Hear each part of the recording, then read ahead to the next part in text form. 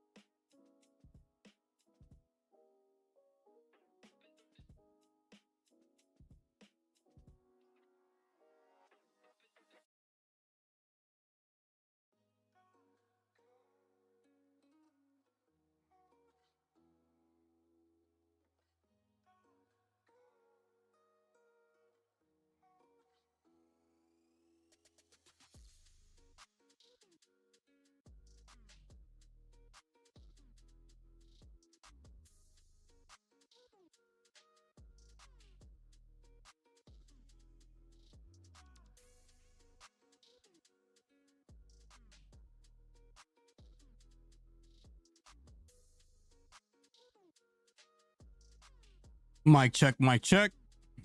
Make sure everything sound good.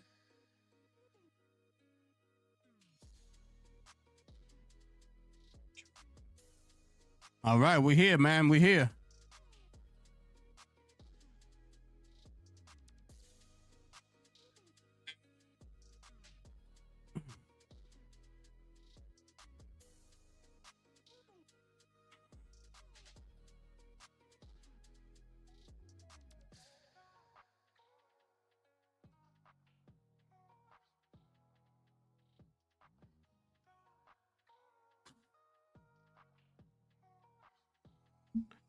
All right.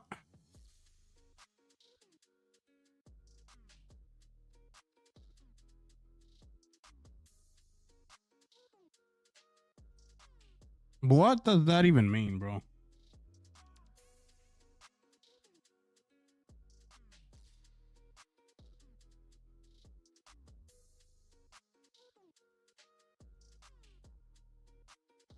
Ah, okay.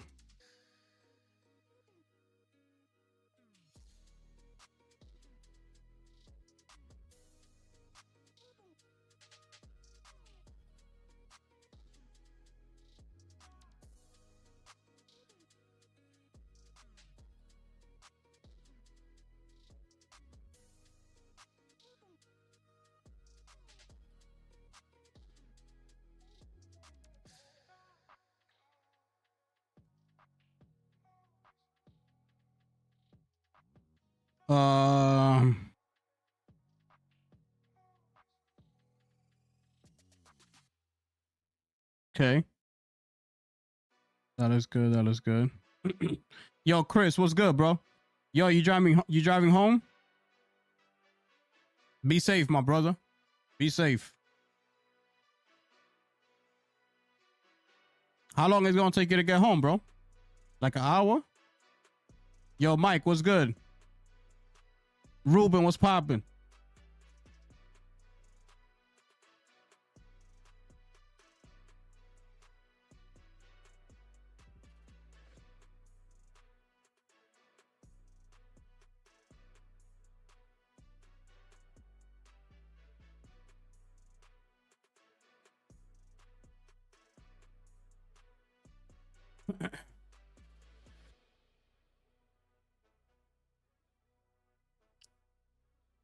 Yo, Ruben, we gotta change that color on your name, my brother.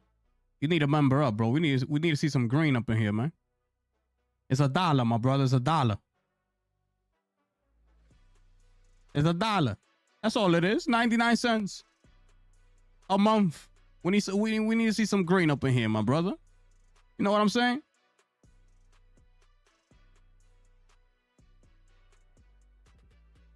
Coming up in here flexing with that green.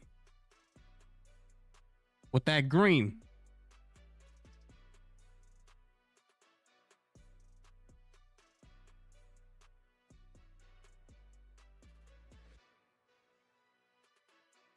It says here 4K. I hope they're showing the stream in 4K. By the way, it is in Japanese with English subtitles, okay? So we're not going to know a single word these people say. And my hopes are not high. I'm keeping my expectations very, very low. Let's see what happens. Shout outs to my brother Ruben in the building, ladies and gentlemen. Let's get it popping. You see what I'm saying? Let's go drop some bombs in the chat for my brother Ruben, man. Becoming an official sponsor of the channel, people. My goodness. Let's drop some bombs in the chat. You got some emojis there, Ruben. You can put in the chat. We drop some bombs for you, and we're going to drop some PC Master Race for you because we know you're down with the PC Master Race, my brother. There it is. We in the building, ladies and gentlemen. What's going on, man? Drop some bombs for my brother Ruben becoming an official sponsor, man. Fire.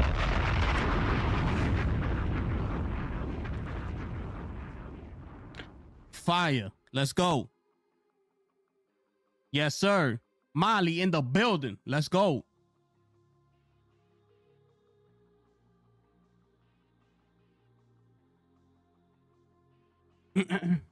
Fire, fire, fire. Appreciate you. Appreciate that, bro. Facts. There you go. You part of the squad. Look at that. You see that? Come up in here with that gray name. You know what I'm saying? Shout out to my brother Michael West dropping that 2 bomb on us. Let's get it popping, yo.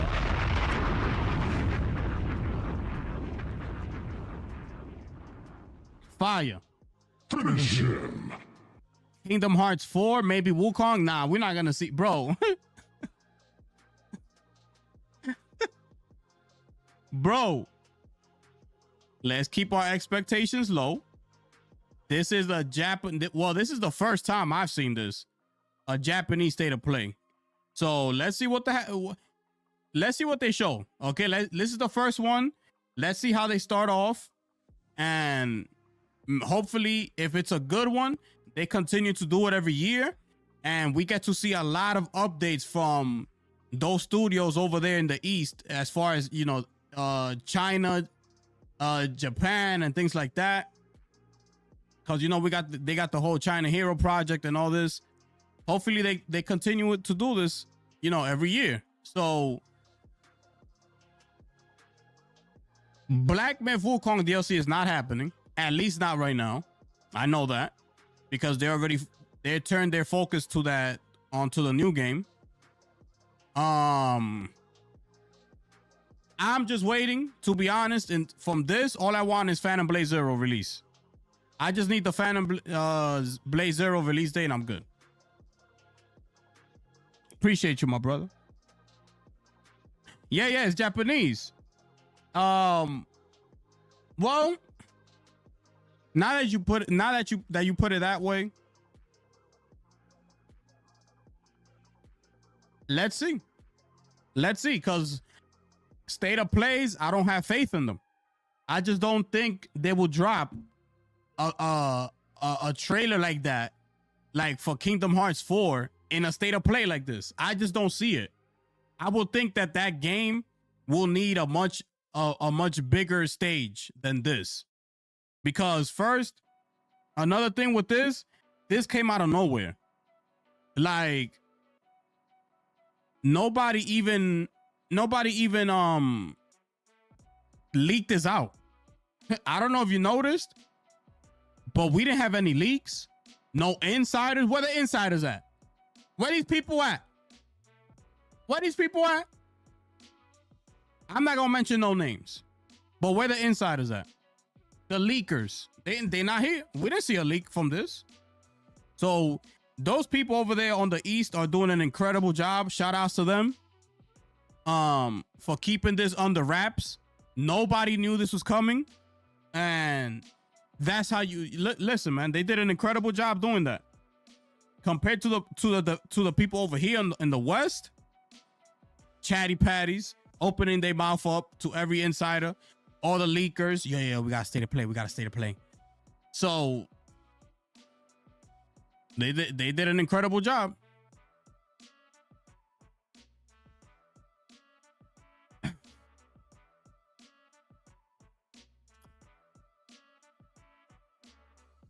I hope they show off anything Platinum makes. Okay. Cory Barlog. Brother. Let me not even go there right now. We got 19 minutes, man. Let me not even go there.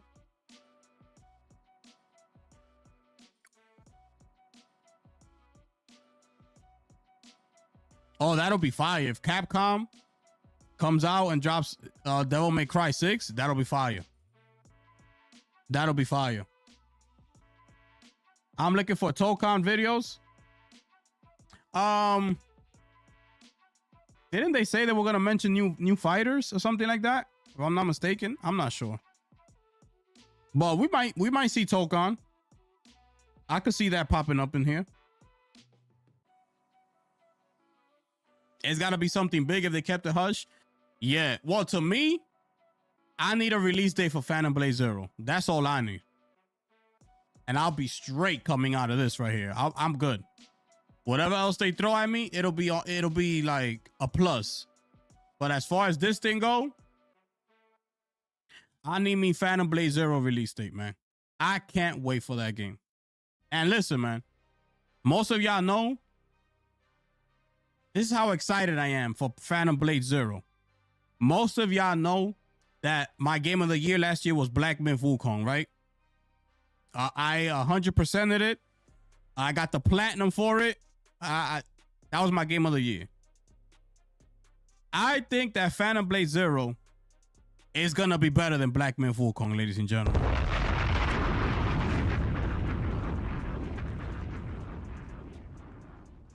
That's just what I think. That's just what I think. I can't wait for Phantom Blade Zero. Phantom Blade is gonna be fire. One of my most anticipated games right there, bro. I wonder if we see anything big from first party. Let me think, bro. Let me think. It's like, what game though? If you really think about it, like, what game? We already know Saros is coming. Wolverine is coming. Intergalactic is coming. We haven't heard anything from Media Molecule. San Diego got MLB, the show, so we already know that. Take that out the way.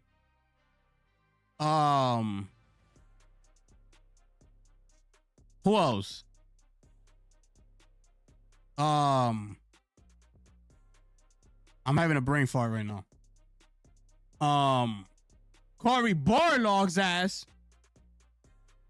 Is he gonna show up here today? Where have you been hiding in Japan this whole time, Cory, that you're gonna pop up here today? Is that what you're telling me?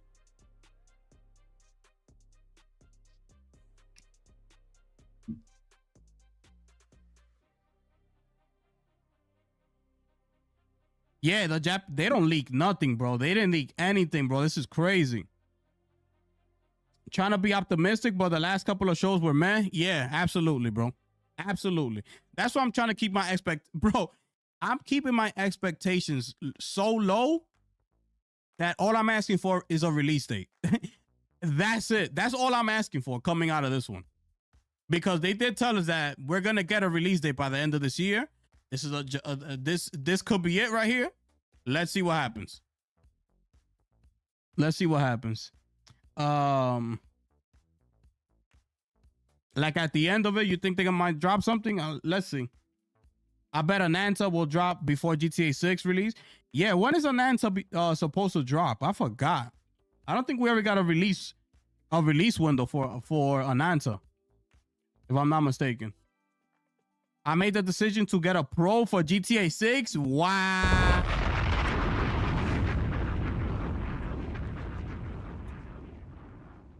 Finish him. Yo, drop some bomb in the chat. Drop some bombs in the chat for my brother Ruben, man. Yo, we gotta drop another bomb for Ruben, man.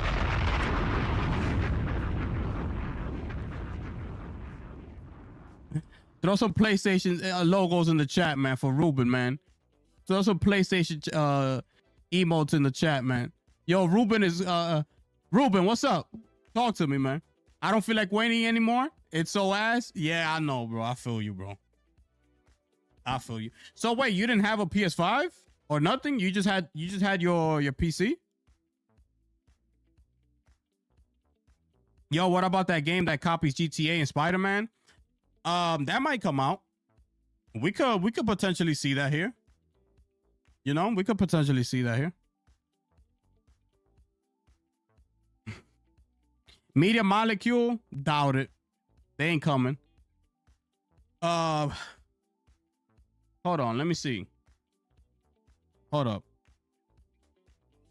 Tell you right now. Hold on.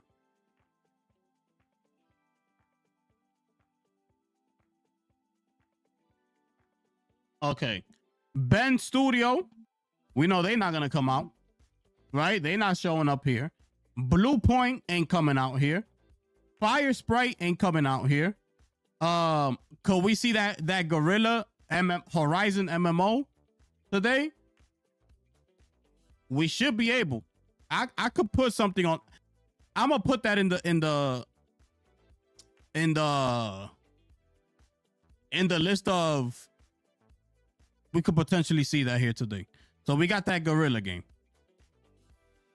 Fair Games with Haven. Could we see that? Could we see that? Absolutely not. Okay. Media Molecule, they're not showing up. We already know Polyphony's not showing up. That's Gran Turismo. San Diego, that's MLB. They not showing up. Valkyrie just helps. XDev helps. Nyx is over here doing things for PC. Let's see if they have any PC announcements. That could potentially happen. Right? That Team LFG game. Could that show up here today?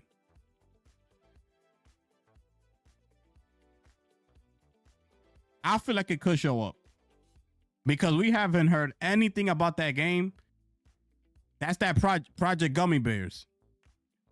That could potentially show up. We haven't heard anything about that. And obviously, Sucker Punch came out already. Naughty Dog, we already know. Bungie was Marathon. They're not gonna show up. And that's it. It's Sony Santa Monica. Where the hell is Cory Barlog at?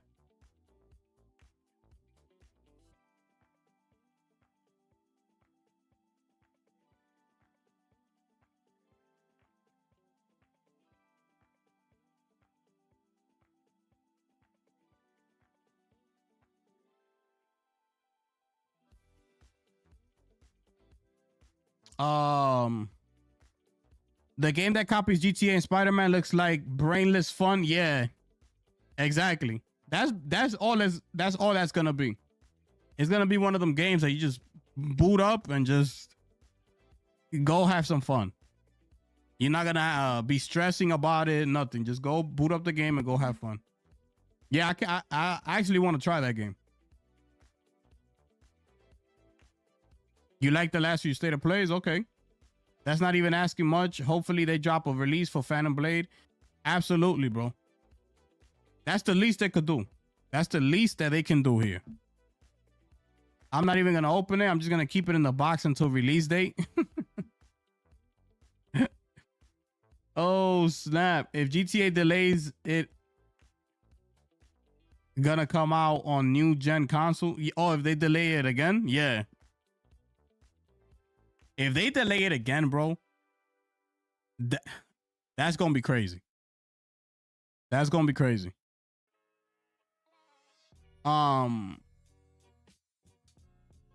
People think like people won't get tired of something like that. Like if something like that was to happen, like people kind of think like, you know, the expectation, like people's hype for around the game is just still gonna be up there. Like let's say they delay it again. It's like, no, bro. At some point, if the game doesn't come out, people are gonna start getting tired of it, and they're gonna pay it no mind. It's gonna start losing its juice unless they drop some crazy ass trailer that shows off like some crazy shit that you could do in it. Like, I'm telling you, bro. You think people don't get tired of stuff? People will get tired of it, bro. I'm telling you. People will get tired of it. That they consistently. If you all you see is delayed, delayed again, delayed, delayed. Like, bro, trust me. Trust me.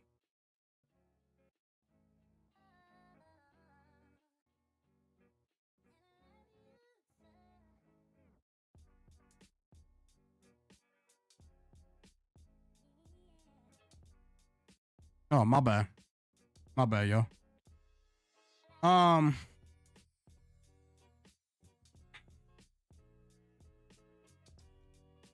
used to things being high resolution and smooth. Doubt 6 will run at 60, but at least it'll look better. Okay. Hopefully, let's see, man. Maybe they announce something super early. I don't think so, bro. Intergalactic? I don't think so. No fair games. Let's see. Yeah, the frog game. Michael, that's Team LFG. That's the one I was talking about. God of War 2D. I think they're gonna save that for next month. Remember, the Game Awards is right around the corner, bro. They might save it for that. Stellar Blade 2 announcement. I could see that happening. It's still very early, but they could make an announcement. I could see that. I'm gonna be hyped for it still, not gonna lie. GTA 6. I'm telling you, bro. Let them delay that thing one more time. You're gonna see. You're going from potentially right now. If they didn't delay it, we'll be having GTA 6 next week. So you're going from right now to May. Now from May to next November. If that time comes next year and they say we gotta delay it GTA 6 another 6 months, I'm telling you, bro, people gonna get tired. They're gonna be like, what? Like, what the hell's going on, bro?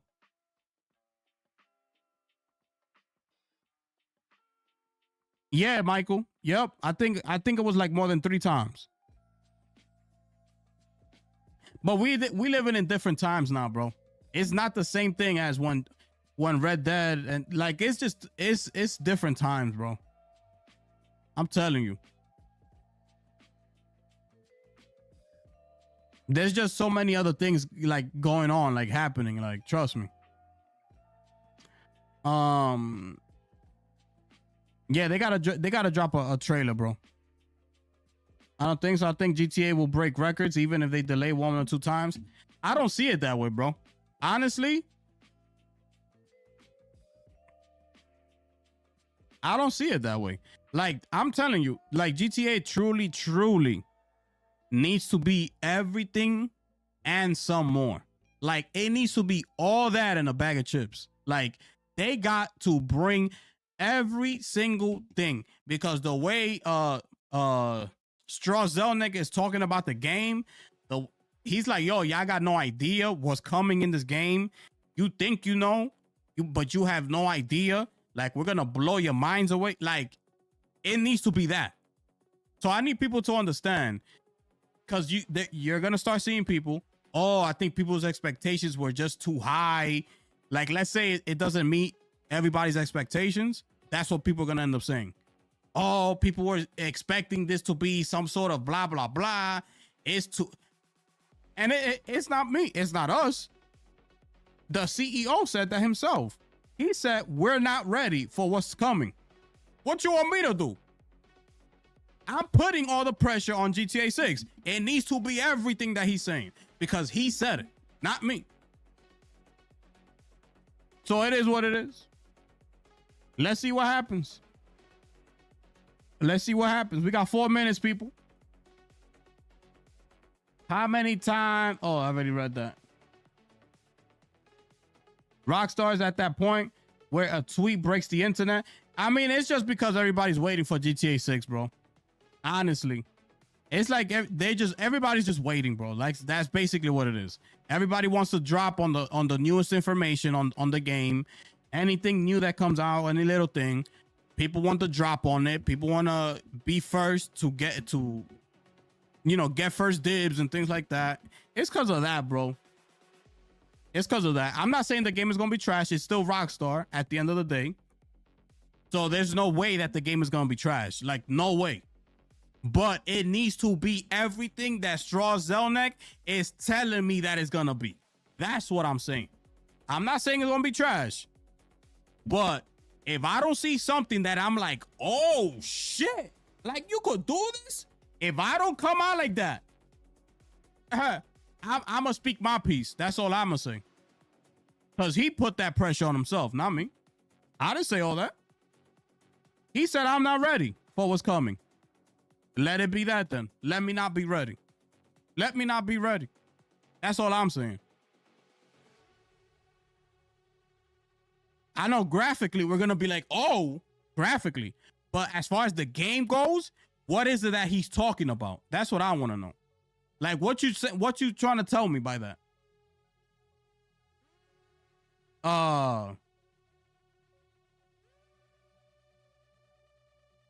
We don't want GTA 6 to be Cyberpunk moment, bro. I know, I get it.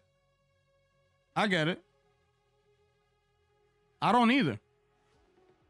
I want GTA 6 to come out at its full potential, ready to go. I don't want no excuses. I don't want to hear this, that, and the third. I don't want to hear nothing. Come out and be great. And show me what Strauss Zelnick was talking about when he said, we not going to be ready for what's coming. That's it. That's all I want. That's all I want, people. That's all I want, people. Y'all make sure y'all smash that like button as I come on in here. We got 2 more minutes, ladies and gentlemen. Let's see what the first ever State of Play Japan has to offer, people. Make sure y'all share out the stream and things like that. Let's get it popping. Let's get it popping. Trust in Rockstar? Oh, no, I do. I do.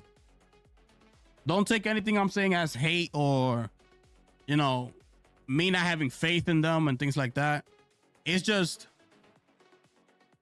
it needs to be everything that he's saying is going to be, Let me pause this music. Let's get over here.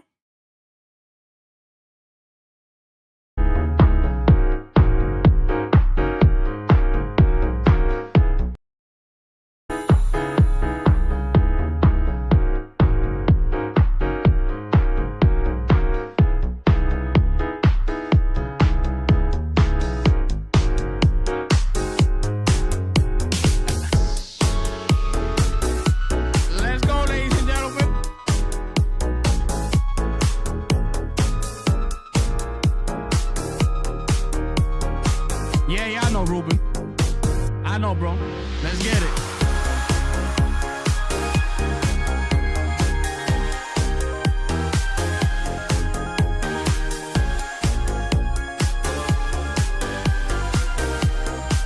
Let's get it poppin', ladies and gentlemen.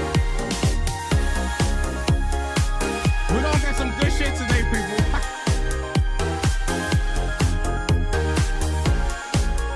Oh, man.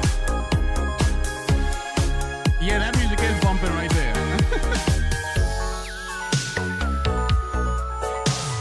Bro. The only thing I hope this isn't is like some developer sit down and talking. That's the only thing. But it's a let's see, bro. Let's see. It's the first ever. Let's go. Nah, they're not showing Marathon, bro. They're not showing Marathon.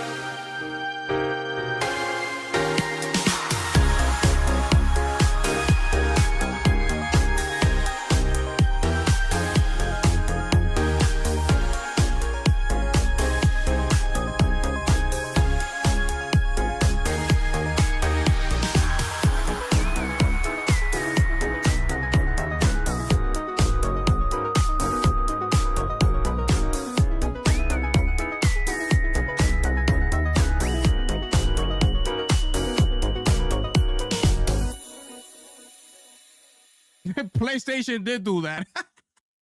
Let's go. Let's drop a bomb. Let's get it poppin'. The chat, bombs in the chat, bombs in the chat. PlayStation's in the chat. Let's get it poppin', y'all. Oh, but if oh.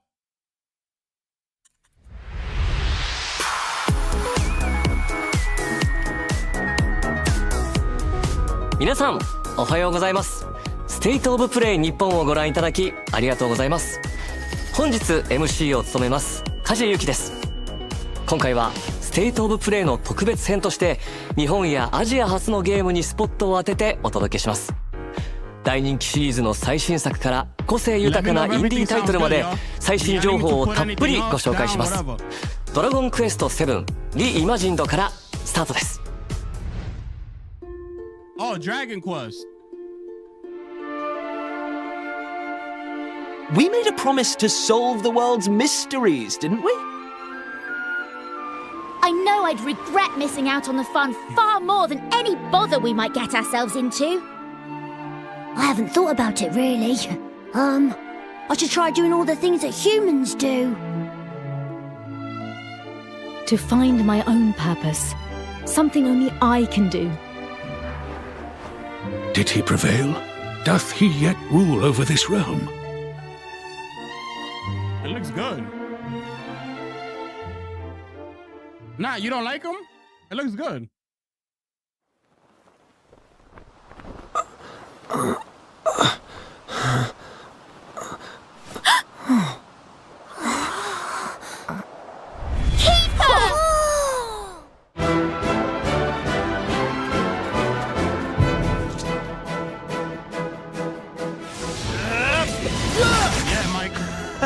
This is the stuff! You and me battling side by side again. Flame Splitter!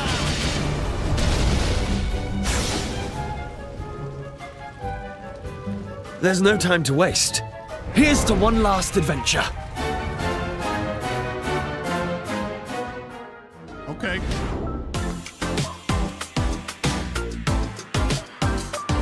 Yeah, you like that, Michael? このドールルックと呼ばれるグラフィック素敵ですね。そして再構築されたシナリオには大人になったキーファが。どのような物語が待ち受けているのかお楽しみに。さて続いてはちょっと穏やかな気持ちになれる2作品から発売時期の発表です。インコンビニワンストアメニーストーリーズはささやかな日常を描く心温まる物語。プレイヤーは小さな町のコンビニ店員となり、棚に商品を並べたり顔なじみのお客さんと交流したりしながら選択を通じて物語を紡いでいきます。心地のいい効果音でリラックス、ガチャやコレクションといった遊び心のある要素でお楽しみいただけます。インコンビニワンストアメニーストーリーズは2026年4月発売です。コーヒートーク東京は東京の小さなカフェを舞台にしたノベルアドベンチャーゲーム。プレイヤーはバリスタとなり心温まる一杯を入れてお客様の声に耳を傾けます。人間はもちろん雪女やカッパなど日本の妖怪の末裔たちもカフェを訪れ悩みや喜びを語り合います。コーヒートーク東京は2026年3月5日発売です。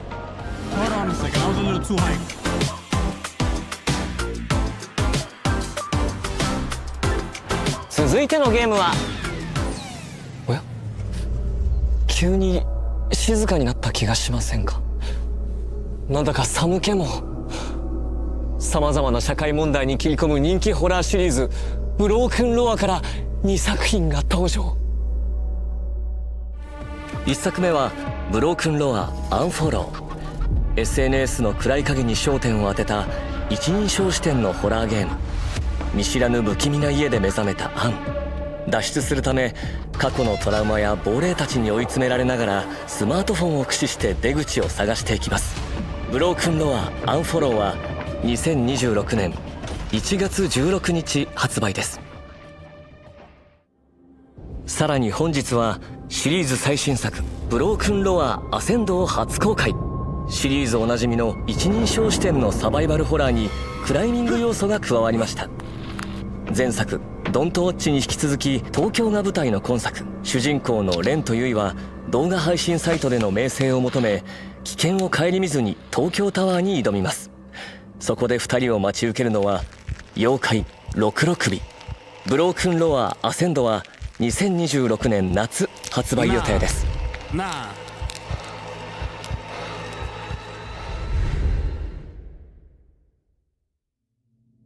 What we got here? So this is Minakami Village. A ritual so forbidden that speaking of it is taboo. And a place that must never be seen. If I could capture it with the camera obscura.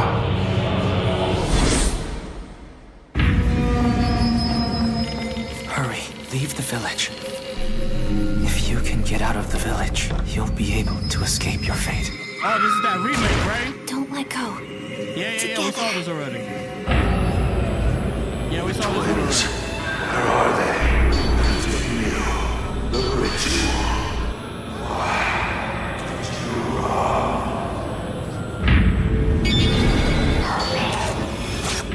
Accept the fate of the sacrifice! The festival failed. It's all because we ran away. Mayu will be together forever. Fatal Bro, that shit Frame looked like 2. it was running Crimson at 20 frames Butterfly. per second. Remake. Saw that? You didn't see? Yeah, Michael, they showed this in the in one of the shows that we saw.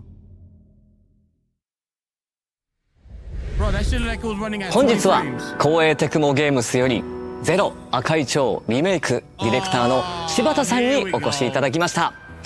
柴田さん、よろしくお願いいたします。はい、よろしくお願いします。 You see, this is what I 2003年に発売されたゼロ赤い蝶が今回待望のリメイクということなんですけれども、トレーラーを拝見して恐ろしさがさらにパワーアップしていたように感じるんですが、そちら何か秘密はあるんでしょうか。はい、ありがとうございます。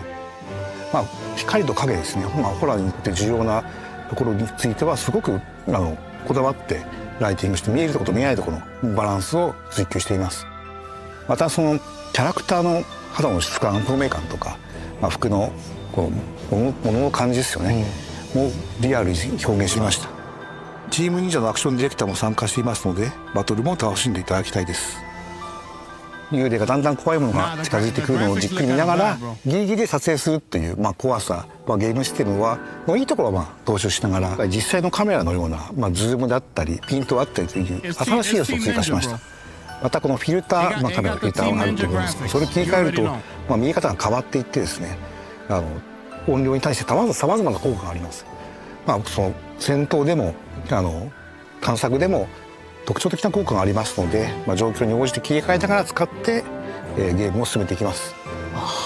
早くプレイしたいですさあ、本日は発売日の解禁という嬉しいニュースがありましたが、他にも新情報をご用意いただいたんですよね。はい、実はデジタルデラックスエディションも発売が決定しました。こちらにはデジタルアートブックや特別な衣装が含まれており、本日初披露となります。本日から予約受付もスタートします。予約特典も各種ご用意しておりますので、皆さんぜひチェックしてみてください。いや、発売が待ち遠しいですね。柴田さん、本日はお忙しい中ありがとうございました。ゼロ赤い蝶リメイクは2026年3月12日発売予定です。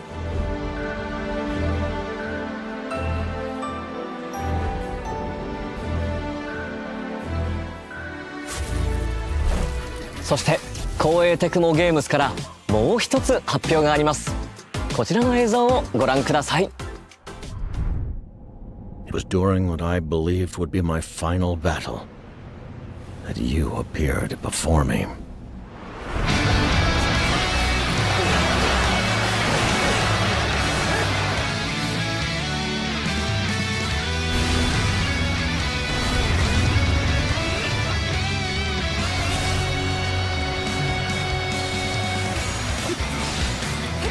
now, sons of the Yellow Earth.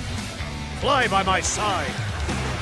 For together, we shall see the new age of peace with our own hands.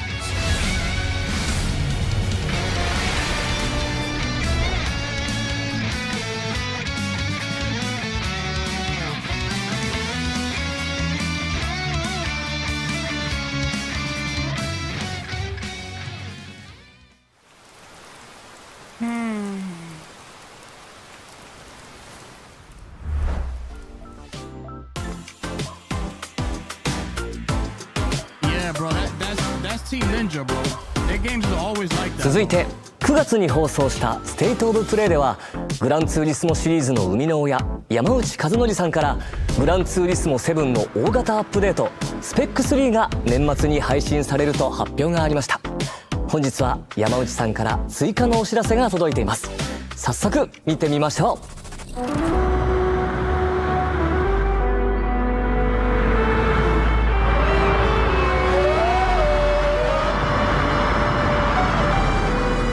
皆さんこんにちは。それに加えてもう一つニュースがあります。その名もですね、グランツーリスモ7パワーパックです。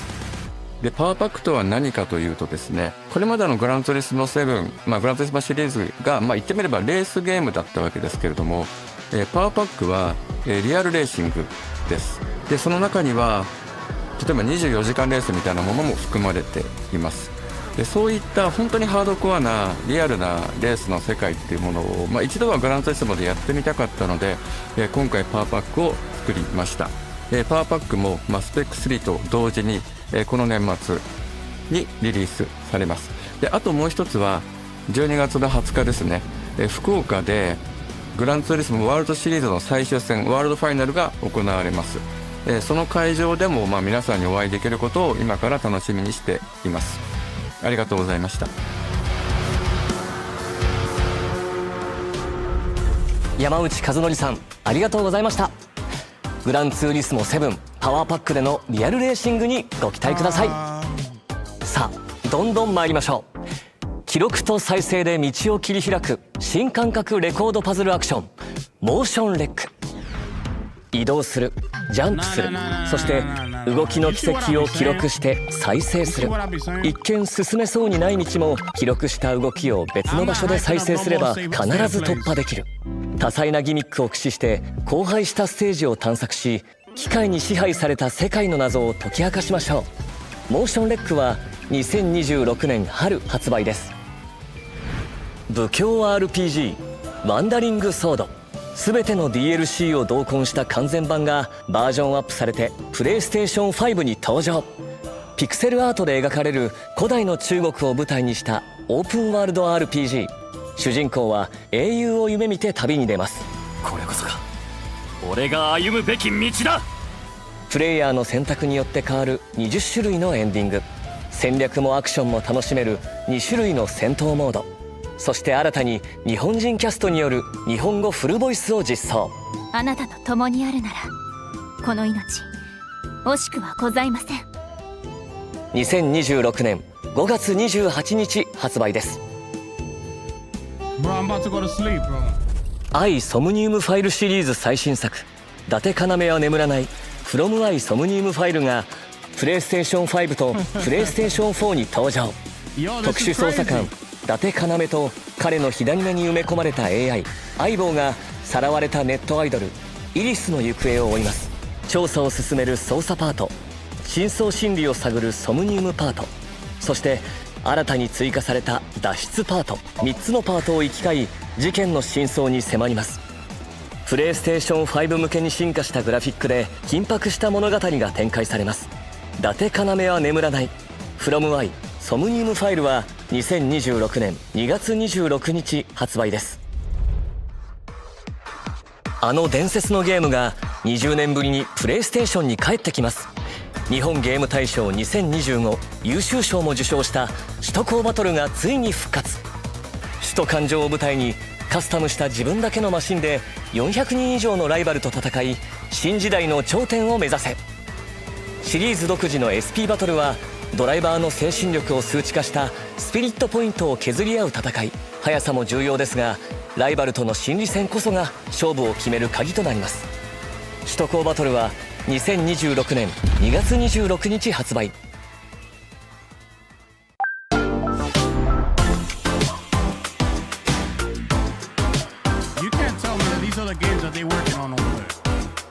パズル、RPG、推理アドベンチャー、そしてレースゲームまでバリエーションが豊かでしたね。さてここからはバンダイナムコエンターテインメントから DLC のお知らせです。塊魂シリーズ最新作「ワンスアポンア塊魂」に2つの新 DLC が登場。第1弾「塊魂ダンスダンスリミックスパック」、第2弾「塊魂ネオリミックスパック」。5つの新しいリミックス BGM と10個の衣装アイテムをそれぞれ収録。各 DLC 配信時に特別な衣装アイテムを全員にプレゼント。最高のビートと新しいスタイルで今年を締めくくろ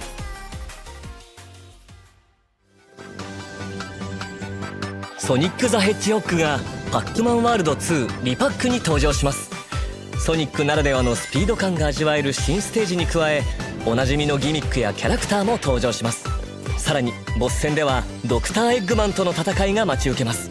パックマンワールド2リパックソニック・ザ・ヘッジホッグコラボレーションコンテンツはプレイステーション5とプレイステーション4で本日から配信開始。先月プレイステーション5で発売されたデジモンストーリータイムストレンジャーシーズンパスの DLC 第1弾追加デジモン&エピソードパック1アルタネイトディメンションがついに登場。新たに追加される個性豊かな5体のデジモンととある人物たちを巡る物語が展開します。その思いに俺たちも応える。 DLC 第1弾追加デジモン&エピソードパック1アルタネイトディメンションはこの冬配信です。今年8月に発売されたスーパーロボット対戦 Y から DLC が登場します。 DLC1 では銀河旋風ブライガー、ザ・ビッグオー、フート探偵、仮面ライダースカルの肖像の3作品が収録。3作品に関わる追加エリアミッションや追加プレイヤブル機体が楽しめます。スーパーロボット対戦 Y DLC1 は11月21日配信です。How you have Japanese subtitles? お前の罪を数えろ。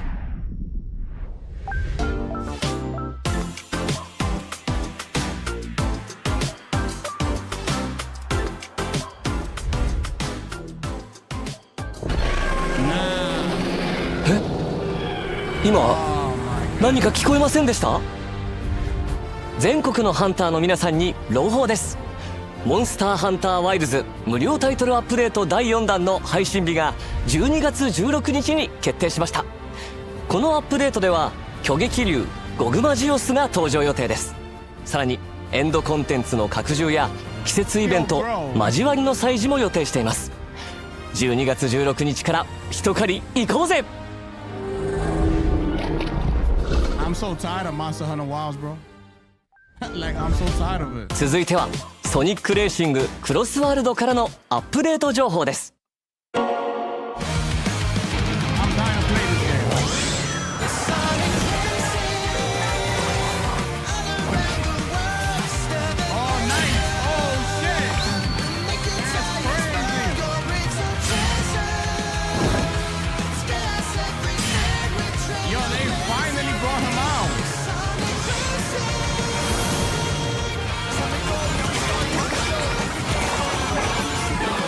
SpongeBob. Yo, finally they bring back Knights. Yo, that's crazy. ソニックレーシングクロスワールド DLC スポンジボブパックは11月20日に配信です。続いてご紹介するのはアクションアドベンチャーネバーグレイブザ・ウィッチ&ザ・カース。新トレーラーの公開とさらに発売日もついに解禁です。Pocket Pair.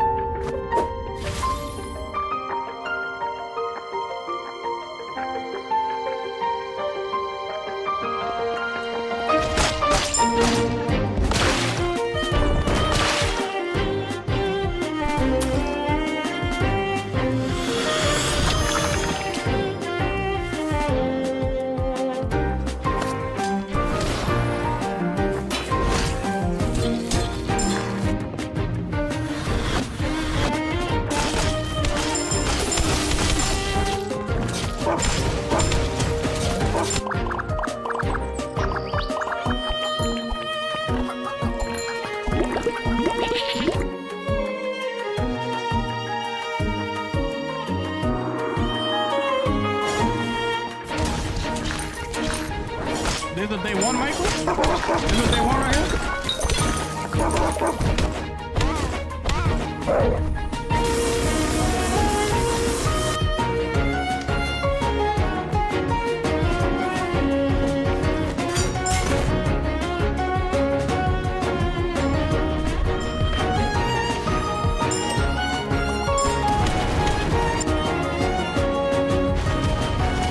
Yeah, it does. It looks nice.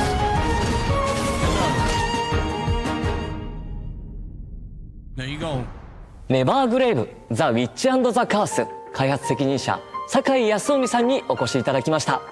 酒井さん、よろしくお願いします。よろしくお願いします。酒井さん、トレーラーではゴーレムのような敵と戦っていたシーンがとても印象的だったんですけど、そのボス戦の魅力、そして他にどんなボスが登場するのか教えていただけますか？はい、レーザー攻撃を繰り出していた巨大なゴーレムは最初のダンジョン遺跡のボスです。本作のボスはそれぞれ独自の攻撃パターンや特殊なギミックを持っていて、一筋縄ではいかないようになっています。例えば植物のボスは風を使ったり、ドラゴンのボスは溶岩を使ったり、マリオネットのボスはプレイヤーが使う魔法と似た魔法を使います。ボスによっては特定の敵への憑依が攻略の鍵になることもあります。またローグライクの要素によってダンジョン内のプレイヤー強化も毎回異なるため、ボスに繰り返し挑戦しても新鮮な緊張感を味わえると思います。酒井さん、スタジオにお越しくださりありがとうございました。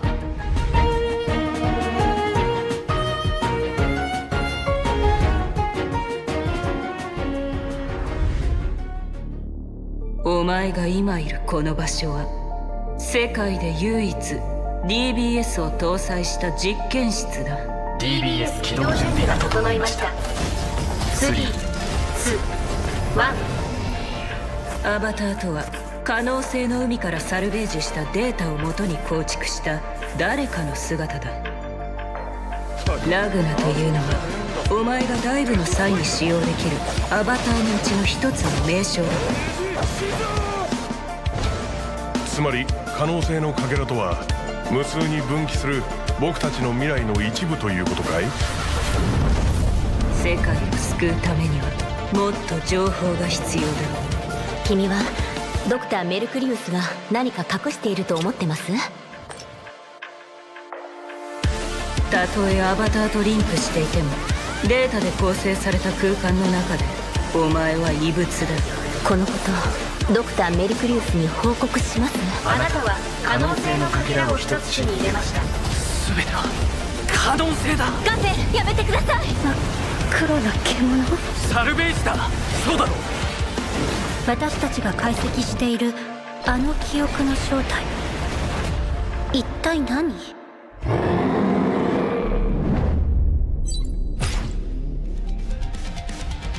？That could be good. That might be good. グレイブルーエントロピーエフェクト X は完全新作ストーリー、そしてシリーズ過去作からナオと黒金が参戦します。お楽しみに。さて、どんどん行きましょう。続いて冒険心をくすぐるラインナップを一挙にご紹介です。呪われた魔王デイモンと人間の子供が織りなす心温まる冒険活劇デーモン&ベイビー。探索要素とツインスティックシューターの戦闘システムを融合させた新感覚のアクション RPG。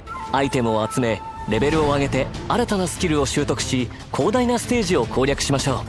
ステージはバラエティ豊かな敵やギミックがいっぱい。マシンガンやショットガンなど展開の武器を使って攻撃しましょう。魔王が赤ん坊を背負いながら戦い、その絆が深まっていく物語も大きな見どころです。子連れ魔王の壮大な冒険の幕が上がります。デーモン&ベイビーはプレイステーション5とプレイステーション4で2026年初旬発売です。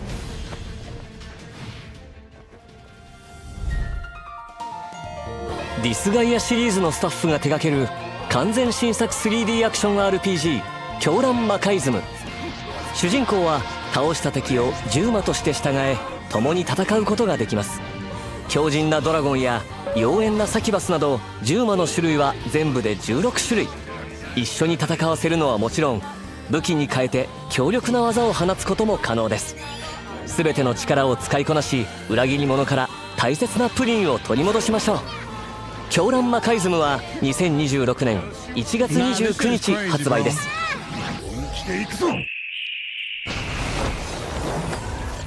運命のトリガーはアンリアルエンジン5で開発された次世代のタクティカルヒーローシューターです。公開されているアウェイクナー10名に加え、新たにアタッカータイプのファリー、そしてディフェンダータイプのタタとその相棒ロボットビビが参戦します。分身を操り敵を翻弄するファリー、拠点を難攻不落の砦に変えていく奇才エンジニアのタタ、それぞれの個性的な能力を駆使してライバルを打ち破りましょう。さらに待望の新マップも。高くそびえる城壁、複雑な地形、変化に富む路地によって構成されます。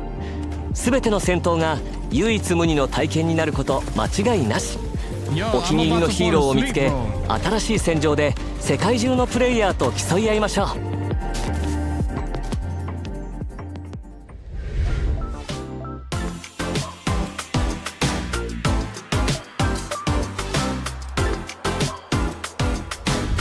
ちなみに私は運命のトリガーにて両院の声を担当しています。他にも魅力的なキャラクターが勢ぞろいしていますので、ぜひプレイしてみてくださいね。次はスクエアエニックスの大人気シリーズ最新作オクトパストラベラーゼロに関する発表です。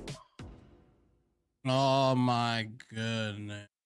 Hands, I wonder, there's no rest I long for, but as long as I hold the dim lamp for this road, all the souls I walked past may fade, but still last near shall this concept.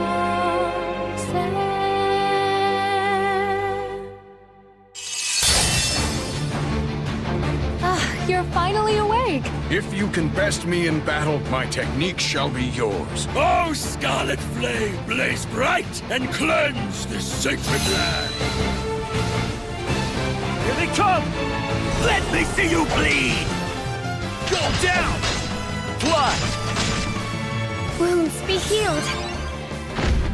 Yo, I'm tired of these whack shows, man. Like, bro. All the riches of the world are mine. Why? I'll even give you this dirty little town you so love. You're right, Michael. To do with as you please. I need to play Arc Raiders as soon as this finishes, bro. Power and the fear it induces is the only thing that can control people. You're a survivor of Wishvale. I will see you punished with my own two hands! After losing the town, I finally understand what's truly important to me. Let's do our best to rebuild Wishvale into the place it used to be. You said it. I'm ready when you are. Fame is nothing more than pretense. Will you continue to grip the blade of revenge, consumed by hatred? Marvelous! Let the finale begin!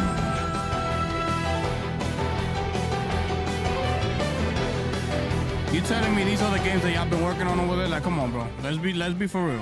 Tell me something good.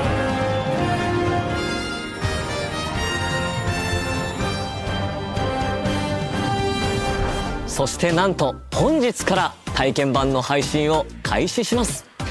体験版はゲーム冒頭3時間をプレイできます。体験版でプレイした内容は本編発売時に引き継ぎが可能です。主人公のキャラクターメイクや序盤のストーリーをお楽しみください。本日はアークシステムワークスからマーベル闘魂ファイティングソウルズプロデューサーの山中さん、アートディレクターの黒坂さんにお越しいただきました。お二人ともどうぞよろしくお願いいたします。よろしくお願いいたします。マーベル闘魂ファイティングソウルズはどんな思いを込めて制作されたのか、それからファンの皆さんにはどんな体験を味わってほしいと考えていらっしゃるのかお話しいただけますでしょうか。はい、このタイトル日本から世界へというキーワードを掲げて開発してまして、マーベルってもともとやっぱりアメリカで生まれてアメリカで育ってきた今や巨大なコンテンツになっていると思うんですけれども、それをですね我々日本人がどのように受け止めて、解釈して再構築して日本人らしくアークシステムワークスらしく出力していくかというところを非常にテーマの大きなテーマとして掲げています。その新しいマーベル日米のカルチャーが融合したマーベルというのをファンの方にぜひ楽しんでいただきたいなと思ってます。これは続報がますます楽しみですね。はい、で今回ですねプレイステーション5にて第2回目のクローズドベータを実施させていただきます。12月の第1週の週末を予定しておりまして、第1回 CBT クローズドベータテストのキャラクターに加えてスパイダーマンとゴーストライダーがプレイアブルとなっております。本日はですね2回目となるクローズドベータテストのですね予告トレーラーを持ってきました。こちらをご覧ください。親愛なる隣人スパイダーマンだ。さあ始めようぜ。地獄へのロードトリップだ。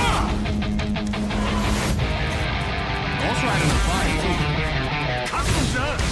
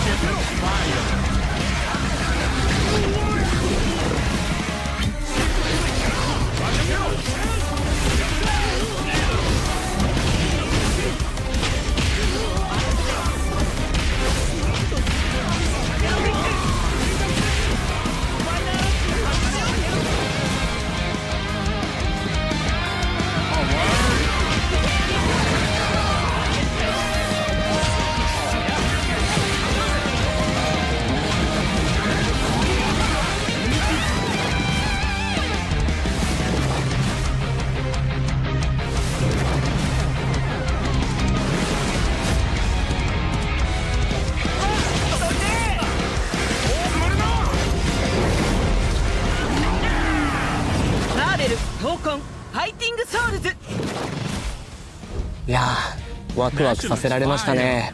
どんな展開になるのか期待です。トレーラーに映っていたのって X マンションのステージですよね。こちらは新しいステージなんでしょうか。さすがよく気づきましたね。そうですね、今回の、X マンションステージ、いろいろな宝探しを楽しんでもらえるように、細かいネタだったり、ギミックだったりをいっぱい仕込んでますので、ぜひねプレイして、こちら見ていただけると嬉しいと思ってます。このステージは1エリアだけのステージになっています。エリアが少ないので、ちょっとね内容が薄いって思う方もいるかもしれませんが、こちら、バトルの進行に合わせてドラマチックに変化するような面白い仕掛けを取り入れてます。ゴーストライダーはダークで迫力あるキャラクターですが、ビジュアルやアニメーションをデザインする上でどんなチャレンジがありましたか。はい、まずゴーストライダーを出すにあたってまずキャラクター、普通にゴーストライダーがいるので、そのキャラクターを誰にするかというところで、かなり悩みがありました。今回ですねロビー・レイエスを採用させていただいたわけです。なぜロビー・レイエスのゴーストライダーを選ばれたんでしょうか。はい、今日の時点ではちょっと詳しくはお話できないんですけど、ストーリー的にですね今回ちょっと若い方の、ゴーストライダーを出したいというちょっと事情がありまして、描きたかったっていう事情がありまして、今回はジョニー・ブレズではなくてロビーの方を選んだということになります。なるほど。僕もマーベルファンの一人として、そして声優としてユニバースにも関わらせていただいているので、今作がどのように広がっていくのかとても楽しみです。それでは最後に世界中のファンの皆さんに向けてメッセージをお願いします。このゲーム、皆さんのお力をもとにもっともっといいゲームにしていきたいと思っていますので、ぜひ第2回クローズドベータテストにもご参加いただきまして、皆さんが感じたこと、ご意見ご要望をですねいただければと思います。日本のアニメとアメコミが融合したマーベルの独特のアート表現をぜひプレイして楽しんでください。本日は素敵なお話を聞かせていただきまして本当にありがとうございました。ありがとうございました。ありがとうございました。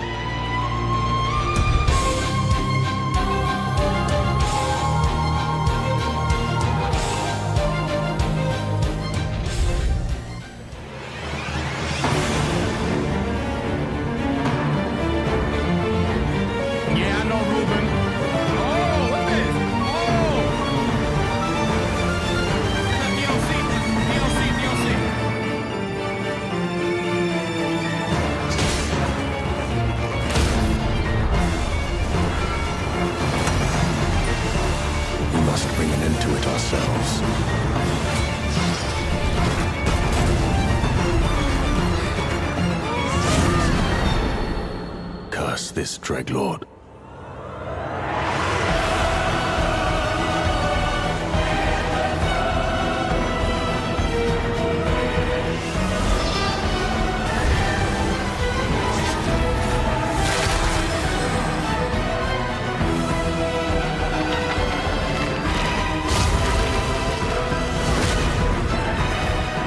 The aftermath of the long night.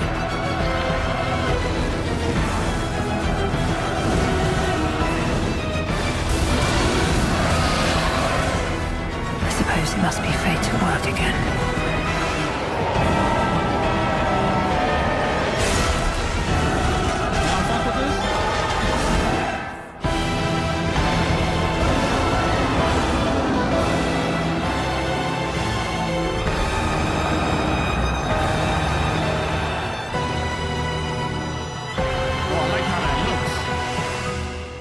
December 4.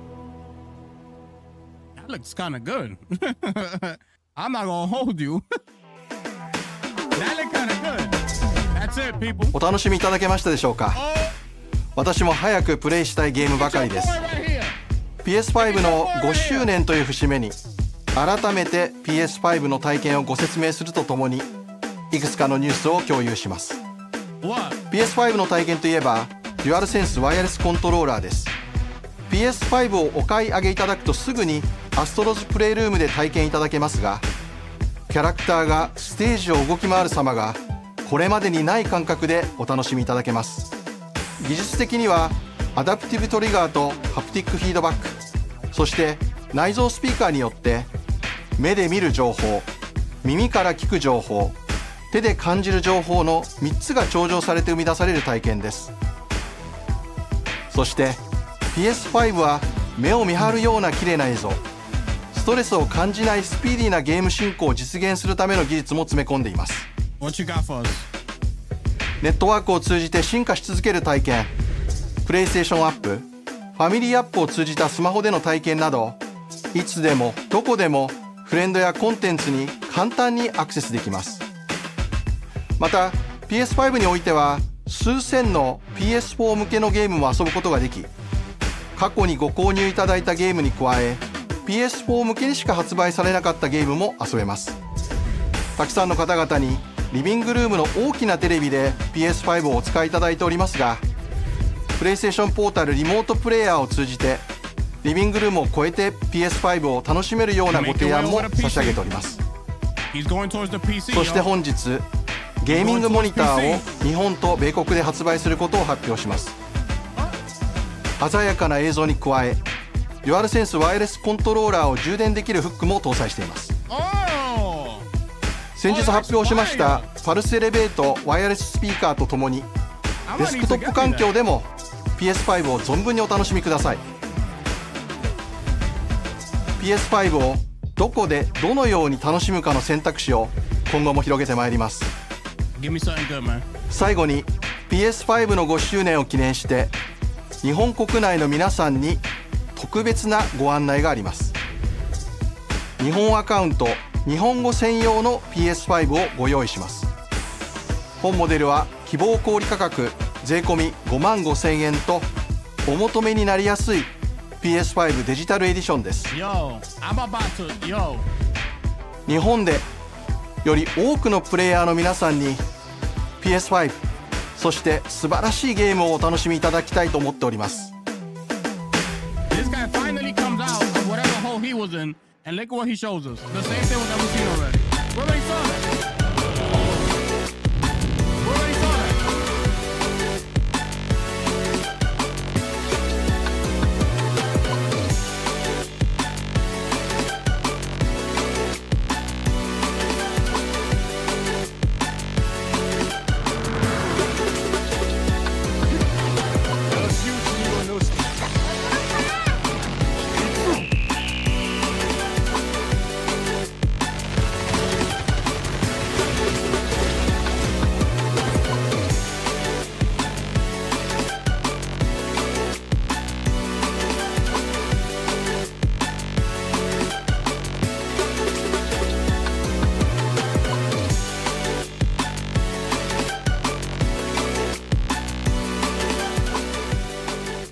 今日ご紹介した全てのゲームには作品ごとに異なる魅力がたくさん詰め込まれています。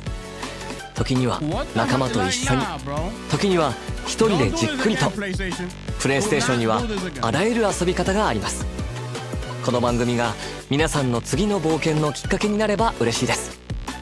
それではまたお会いしましょう。ありがとうございました。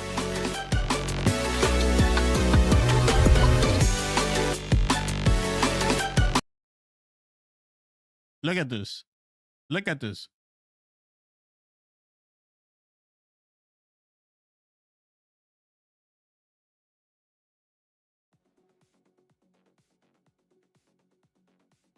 Bro, I'm done. What in the world was that? No Phantom Blade Zero release date. Yo, bro, when the hell are we gonna get it? Yo, this was the perfect alley-oop, my brother. Like, bro.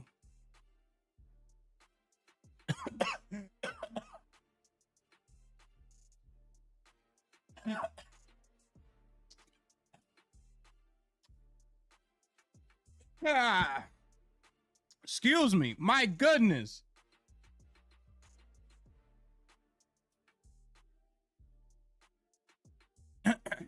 Yeah, Elden Ring was the best thing out of this whole thing. You know? Yeah, this is what we get for being optimistic. Absolutely, bro.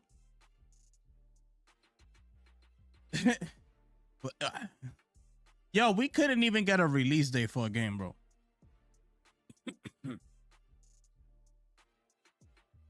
It's China Hero Project. They said that we're going to get a release date this year, before this year ends.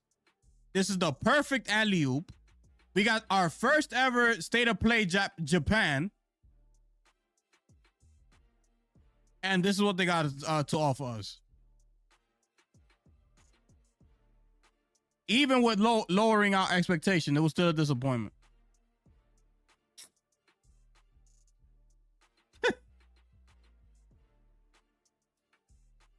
Bro, only thing I suggest is you apply for that closed beta for Marvel Tokon. That's that. I mean closed beta. Did I say open? Closed beta for Marvel Tokon. Nah, that's crazy. I'm disappointed, bro. I'm disappointed because at the end of the day, it's still PlayStation. Okay? It's still a PlayStation state of play. Even if it's Japan, it's all good. It's still PlayStation state of play. So, the fact that they didn't show us, like, anything, like, at all, there's so many games that they could have shown, including the one that Michael said, like Kingdom Hearts 4. The perfect alley-oop. Like, bro, it's right there. Like, not even a trailer. Yo, we haven't heard nothing from that game. Nothing at all.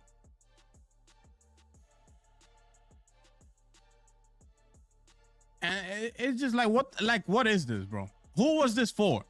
These people actually play these games over there? Because if that's the case, then that's different.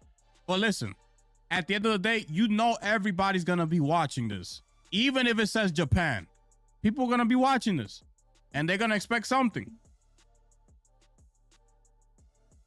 Even though this game looked kind of good. The one that Michael liked. Nevergrave. This looked kind of good. But still. Like, that's not why we're here.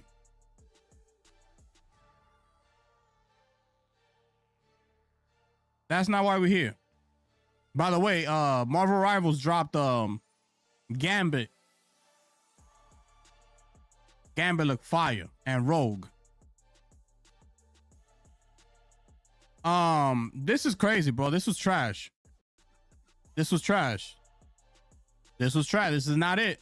You cannot put your name on this right here, PlayStation, and drop a damn showcase, a state of play like this. It don't matter what country, what are you doing? Japan, Europe, what you doing? India, Africa, the West, USA. I don't care, bro. You can't put out a state of play like this. What the hell was this? This was more like like those future games. A future game show was better than this. Like, this was straight trash, bro.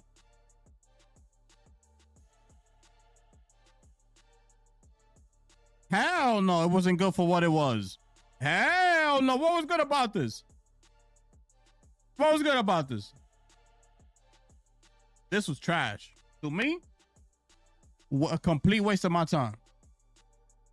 Waste of my time.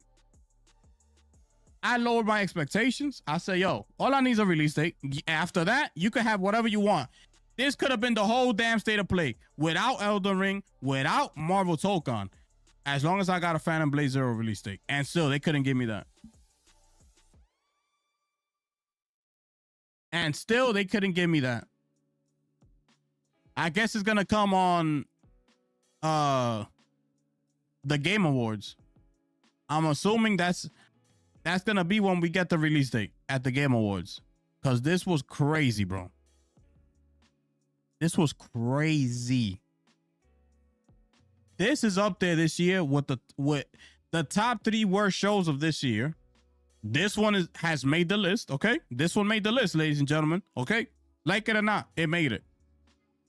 The PC showcase that we saw, that we streamed, that was straight garbage. And the Acclaim publisher showcase, absolute trash. Now, which one is the worst out of the 3? I'm gonna have to come back to that one.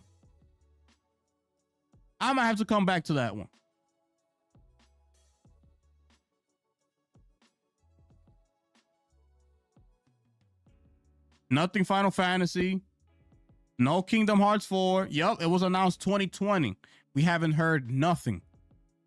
No images, no developer update, no nothing on the game, nothing. Like, bro, what the hell? Like, what is going on over there?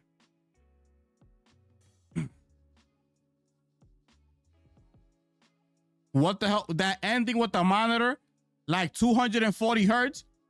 Nah, that was clearly for PC, bro. That's why they had the whole little like PC setup and all that. That wasn't for PS5. That wasn't for PS5.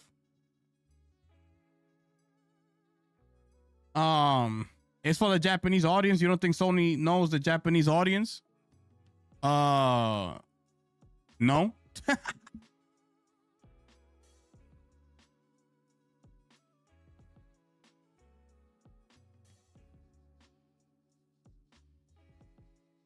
I guess, bro. It is what it is. I guess. Anyways. Like if the model was released with PlayStation PC, bro, I thought he was going into PC. I was like, yo, you're about to say some crazy shit. Anywho, Sony declined to comment on its next-gen PlayStation plans during an earnings call today and claimed PS5 is only in the middle of its life. So they must have asked PlayStation and they declined it. That's weird. Because aren't they speaking to their shareholders and things like that? Could they do that? Could they decline? Like, respectfully decline? I mean, look, Lin Tao, I like Lin Tao. Lin Tao play no games, bro. I like how she talks. I like how straightforward she is. I like how straightforward she is. She seems like she knows what she's doing. I like Lin Tao, bro. I don't know.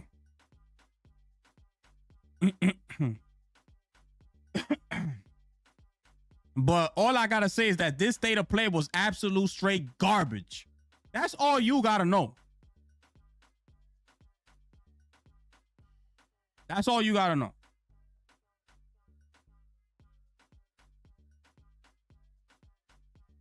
Yeah, exactly. They've been in San Francisco for like the past 10 years. They're just moving back to Japan. They're just moving back over there. So, listen, man.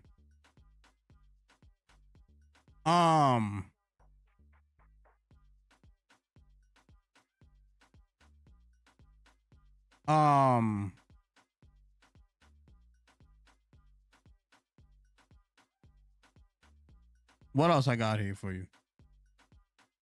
I don't even feel like talking about nothing, bro. Like, that shit just blew my whole mood. Like, come on, man. Like, like, bro. Come on, bro. Come on, bro.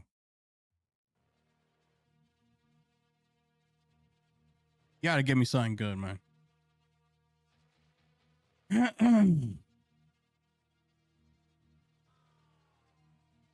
I'm at a loss for words. I don't even know what to say. I gotta go play some Arc Raiders, man.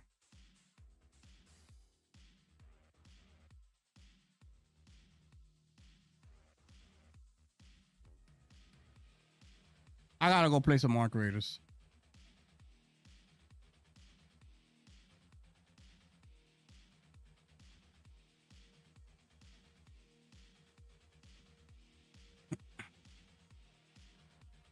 I send it to you on Discord.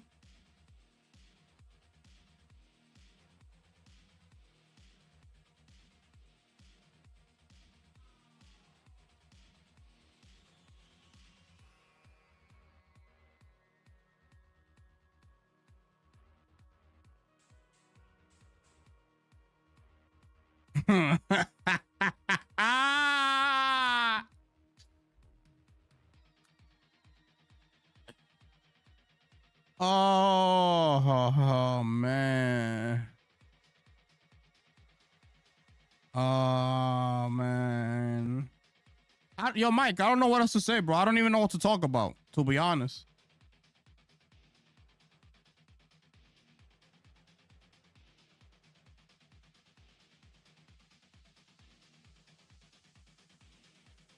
I don't even know what to talk about, to be honest.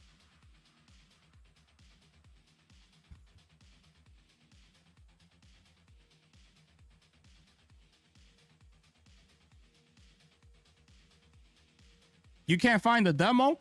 Wait, what demo? To what game? I forgot what game you're talking about.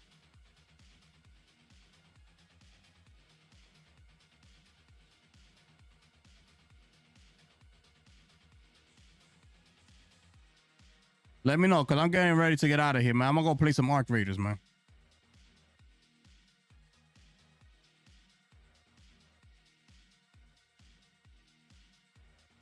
I started watching Welcome to Derry last night. I started watching Welcome to Derry. Episode 1, I saw it. Good. I'm going to watch episode 2, maybe episode 3 tonight. Tonight, people. Yeah, I'm signing up for the beta. Absolutely. Where you go to do that? Do you have a thing, a website or something? Octopath? Hold on, let me see. Did they say it was on thing too? On Steam? Octopath Traveler, baby. Traveler what, 2 or 0?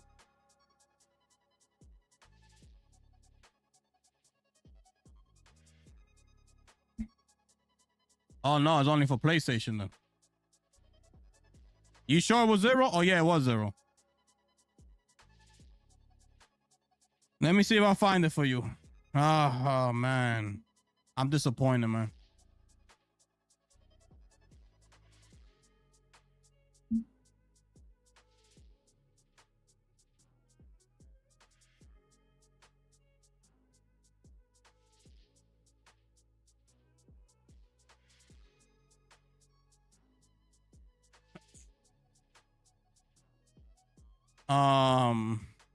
Octopath, hold up.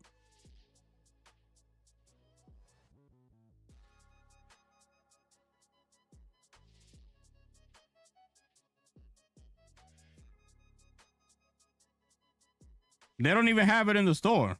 The game. Oh, Octopath, they don't even have it in the store, in the PlayStation store. They got it right here, but they don't have the demo.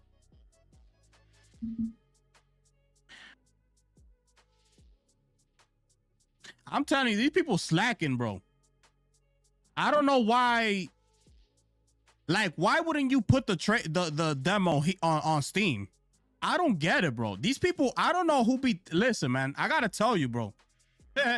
If I was one of these studios, don't come to me on some exclusivity. You better pay me the bag for you to tell me not to put my game on Steam.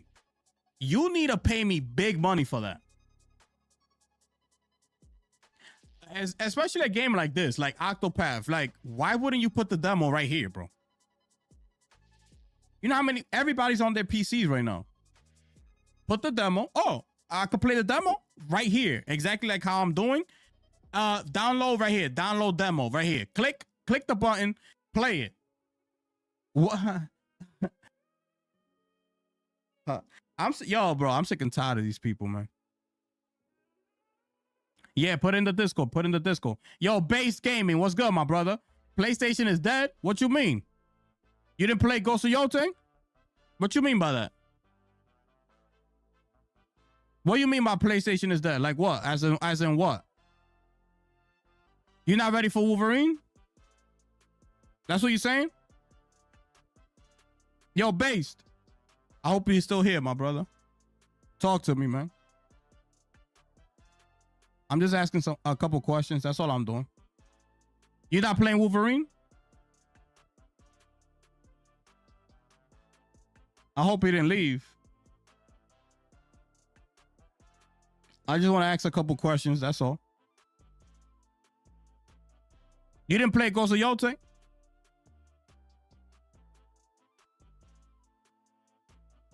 What you mean dead? Dead by what? Dead how? I think he left. He definitely left. He definitely left. I want to know how PlayStation is dead. That's what I want to know.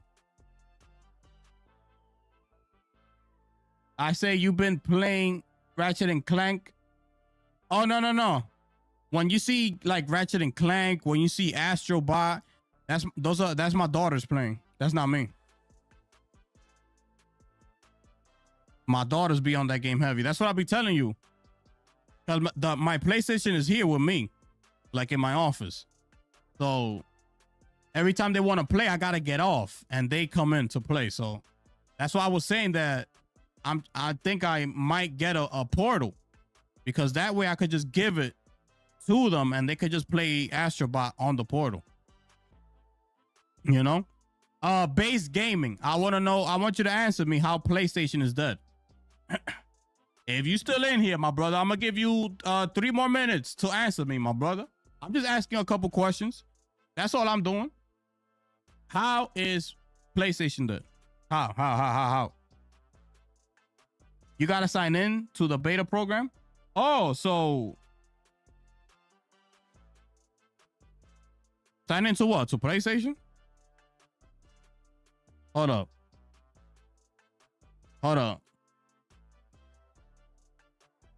Huh? This is what? Okay. Hold up.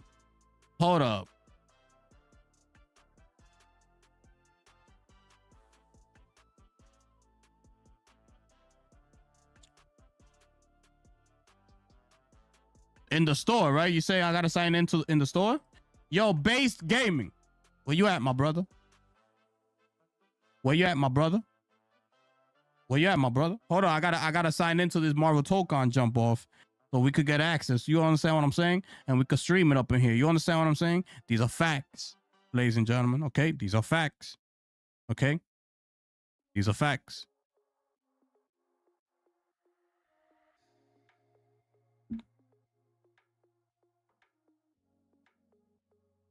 Hold up, let's sign in. What a waste of time, bro.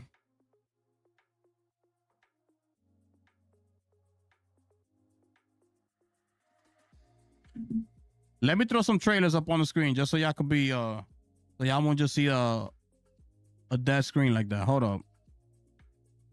While I figure this. Hold up. While I figure this out.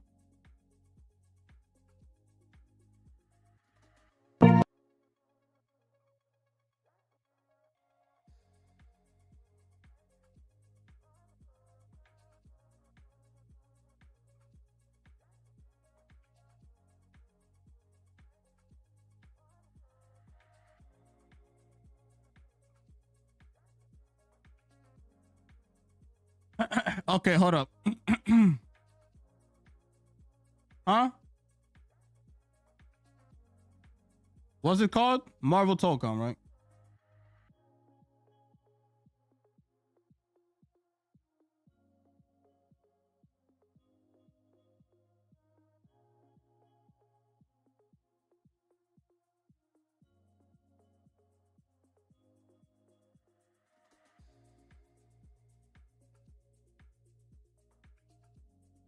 Oh, here we go. Click sign up. Here we go. Complete the online form. Oh, you put in you put it in the Discord. Link is expired. Yo, Molly. Yo.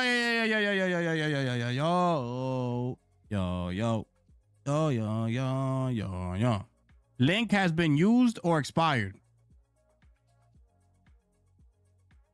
Yeah.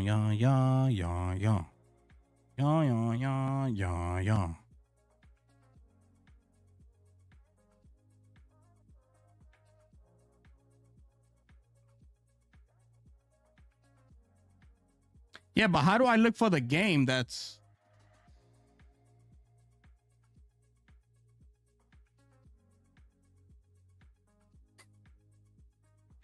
You see, they got to make this easier. Why am I having such a difficult time looking to sign up for the beta? Why?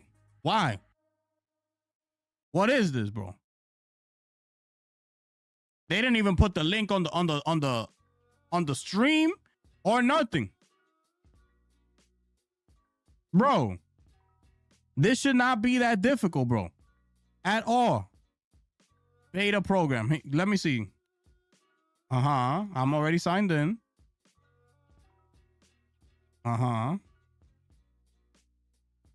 Okay, here we go.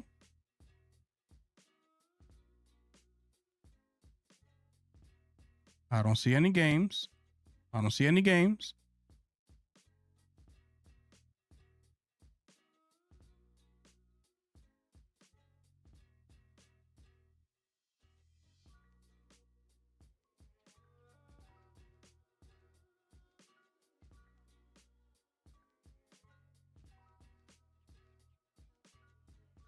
Yo, Molly, I don't know, my brother. I don't know what you sent me here, my brother. But that link ain't working, my brother. You understand what I'm saying? My brother Molly, man.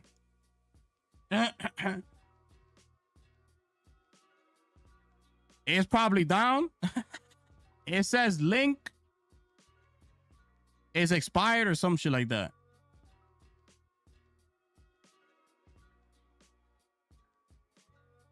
Close beta, sign up. Yeah, I'm not trying. Yeah. That's a dub. If you know, or if you get it to work or some shit like that, just throw it in the Discord, bro. And we'll figure it out. Just throw it in the Discord, bro. And we'll figure it out, okay? So I could sign up and I could potentially stream it here. Okay? I gotta go back to playing Arc Raiders, man. I'm disappointed. I don't like the way I'm feeling right now. That left me with bad energy. That was trash.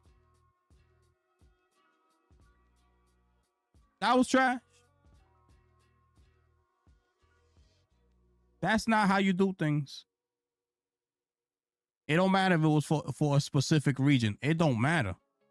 You got to come out and you got to show out. You know what I'm saying? Arc Raider sold 4 million copies in 10 days, ladies and gentlemen. I keep telling y'all. Can we drop a bomb for Arc Raiders, please?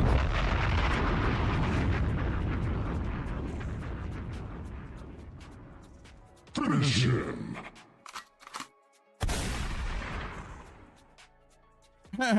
I'm sorry.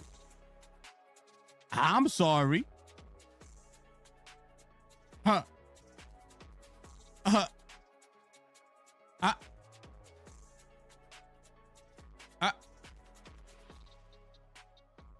I'm sorry.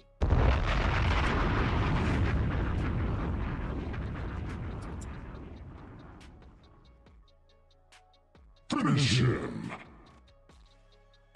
There it is right there, ladies and gentlemen.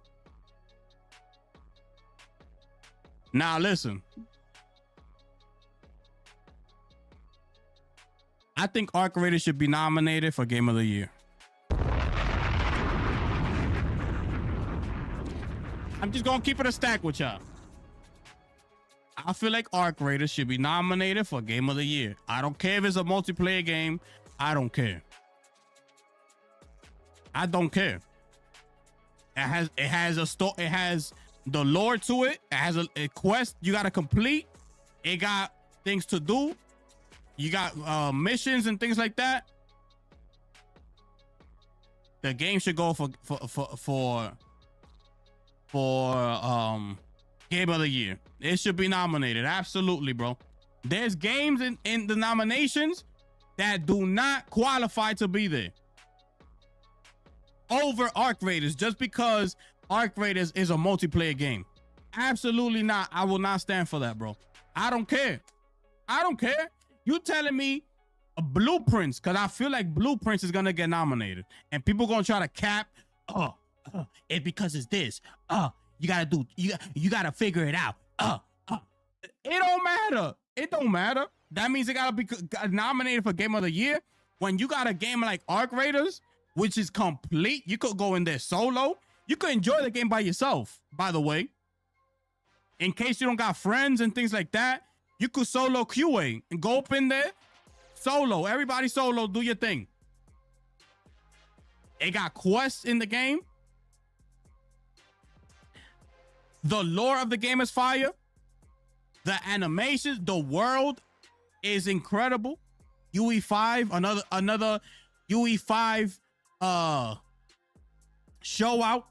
You're right. It's another UE5 show out. It has everything. It has a lot to offer, bro. The sound in this game is incredible. You play this shit with headphones on, yo, them explosions, boom, boom. You're like, yo, what the fuck? Like, what's that? The guns, each gun has a unique sound to it. That whole PvP, VE, like, bro, the adrenaline that you get every time you go into the game is crazy, bro. And it's fun at the same time. It's a scary feeling, but it's a fun feeling. It's like, yo, anything could happen up there. Topside, anything could happen up there.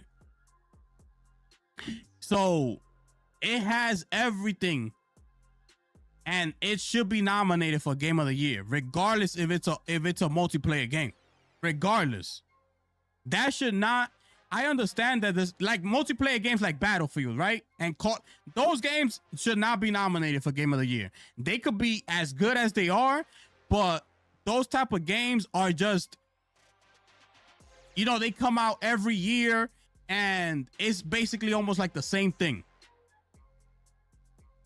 This right here, got it.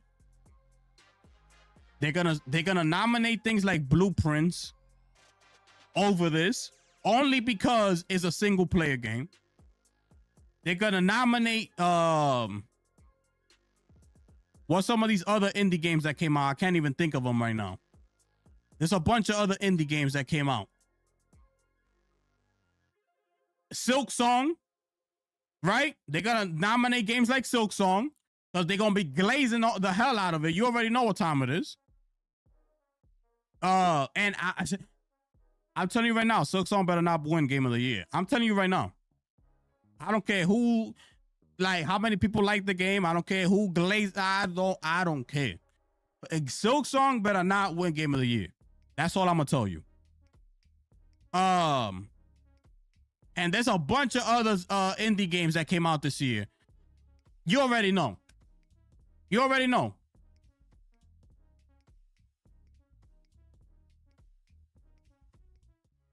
This game keeps you in there, bro. It keeps you locked in there, bro. Like, bro, I'll be having game sessions. I'm like, yo, 10 hours. I'll be lasting the whole day, bro. And I don't want to, I got to force myself to come off the game. Like, yo, turn off the game. Yo, turn off the game. Like, just hit it. I got to force myself, like, to hit exit right here. Like, one more round? What? Exit, fuck. I got to be like that.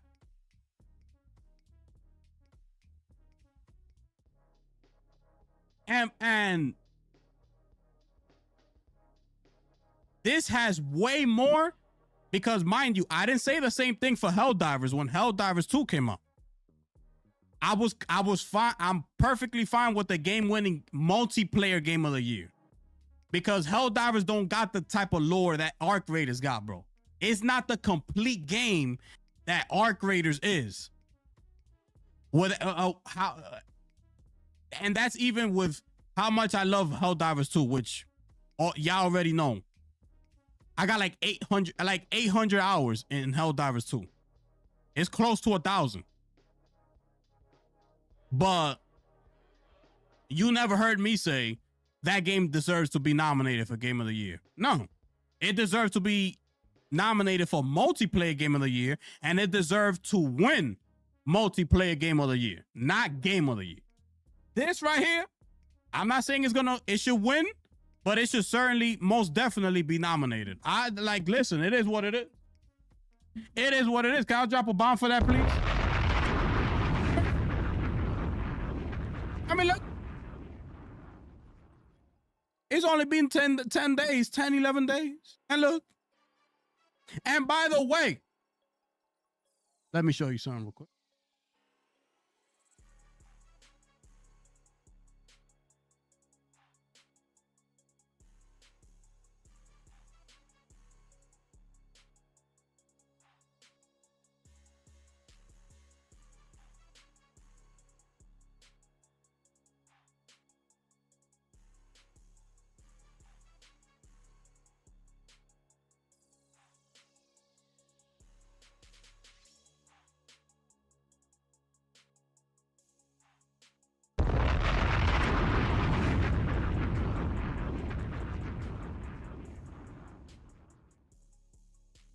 Finish him.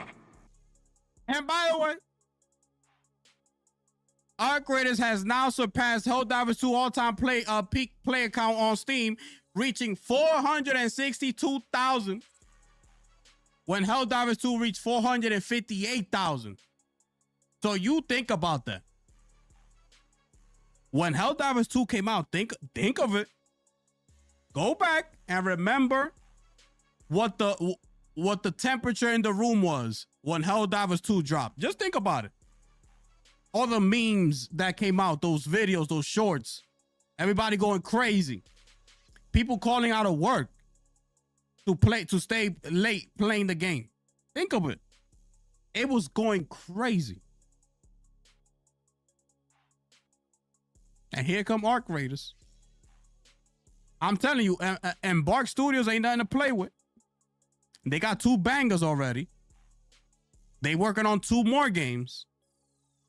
And those 2 other games that's coming out, it's not going to be like this. It's not going to be extraction shooter. They doing other different type of games. It's not going to be the same thing. So they let that third game that they come out with, let that game be successful, and you're gonna start seeing the temperature in the room. Lin Tao came out here talking about they still releasing Marathon in this fiscal year.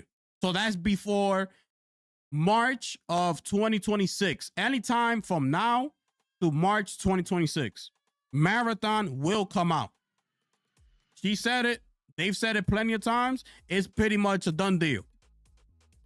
We just got to wait to see when.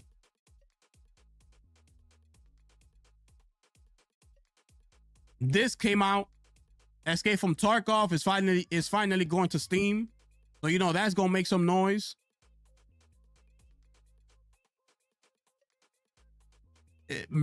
Marathon, as much as I enjoyed the game, and I truly did, I don't know how it's gonna keep up with something like this. This has everything gamers want in a game.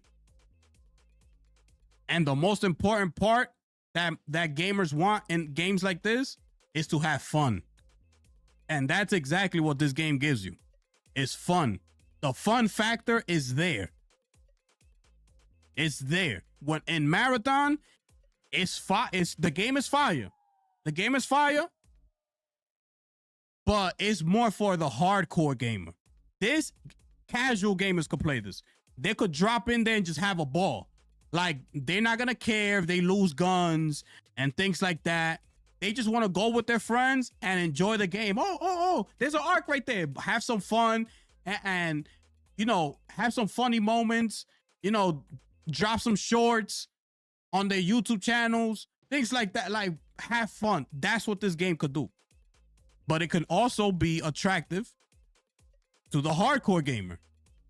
The hardcore gamer could come in here also and be like, yo, this game is fire. It's fun, but it's competitive. When you see people, like, you know, they take it more serious.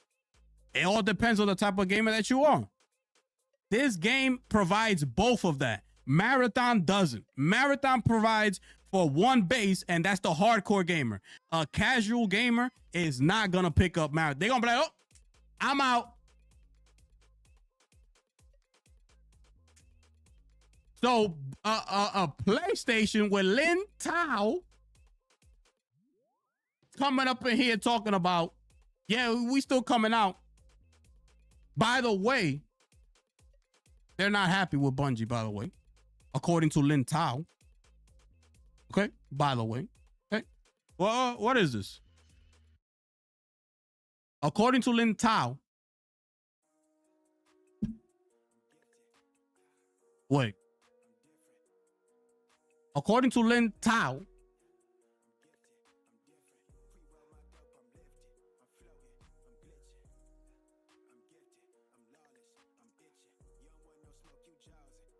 it ain't looking too good.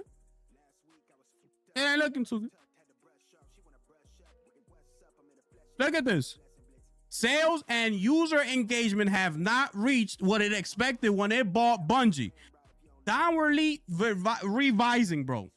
Projections as it records a loss of 204 million impairment loss on Bungie assets. I mean, my goodness. Look at this. Look. Look at this.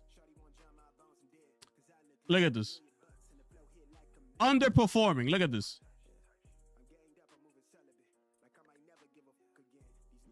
By the way, I would have thought that Destiny 2 had a much higher player count on Steam. I went to look. It wasn't even all that good. Like, yeah, but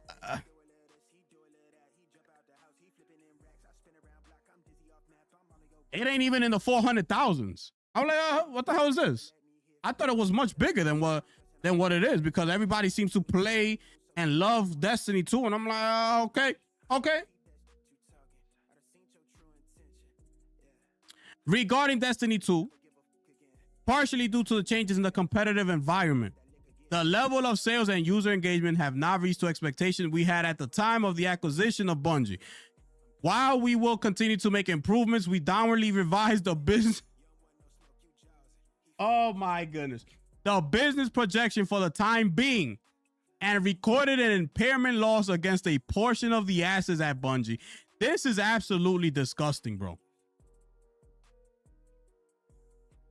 During the live Q&A, Lin Tao was asked whether impairment could be the start of more write-downs tied to Bungie. She clarified that while the goodwill from the Bungie acquisition is tied to the broader PlayStation segment and thus wasn't impaired, other Bungie assets like Destiny 2 and Marathon still carry value that could be reduced in the future if they don't perform. This is an impairment loss of Bungie's intangible assets, Tao said. These assets are the target for the impairment loss. As for goodwill, that is supported by the whole game segment. So there will not be any impairment loss for goodwill. For this time, Destiny 2's game performance did not reach expectations we had when we acquired Bungie. We still have some intangible assets, and the question of whether there is still any risk remaining or not. Marathon, which is going to be launched, and Destiny 2, if the performance does not reach what we expect, of course, there is a risk of impairment loss, but we don't believe this will impact the whole game segment, at least at this point in time. Sony acquired Bungie for 2002 for $3.6 billion, which is roughly $1.2 billion of which was set aside as retention incentives for Bungie employees. This is a disaster.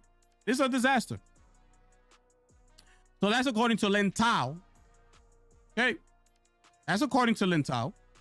Hold on.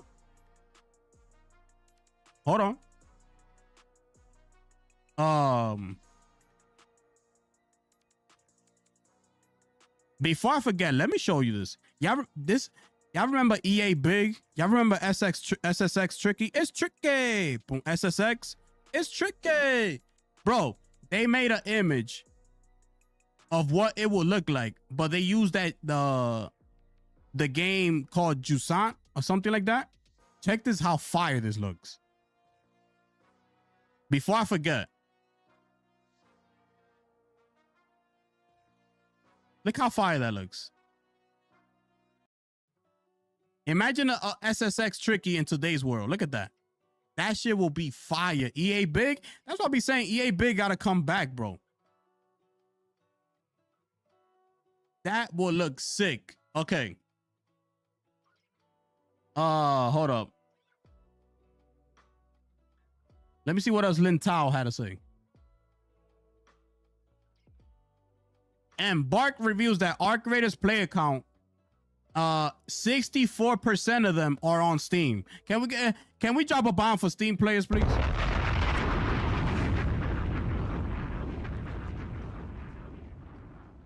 Okay, so this is another thing on Marathon, right? So the closed technical test that just passed involved 80,000 players. Okay.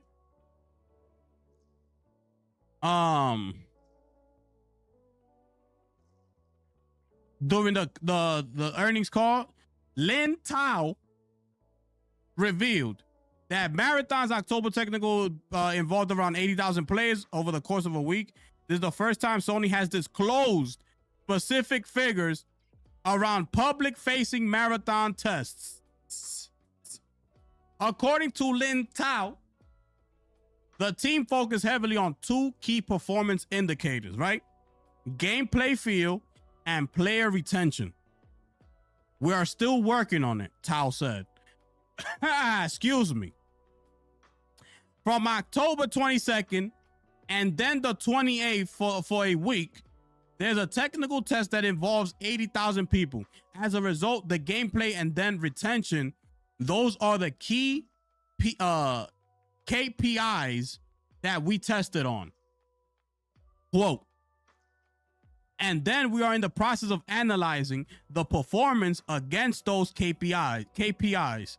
And as needed, we will make corrections. And we are fully dedicated to launching the title as scheduled. And yes, we assume that we will launch within the year, and that is included in the forecast.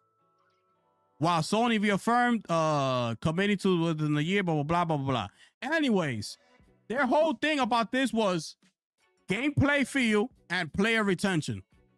If I wasn't who I was and just kept at it because I truly wanted to see how the game like really is, and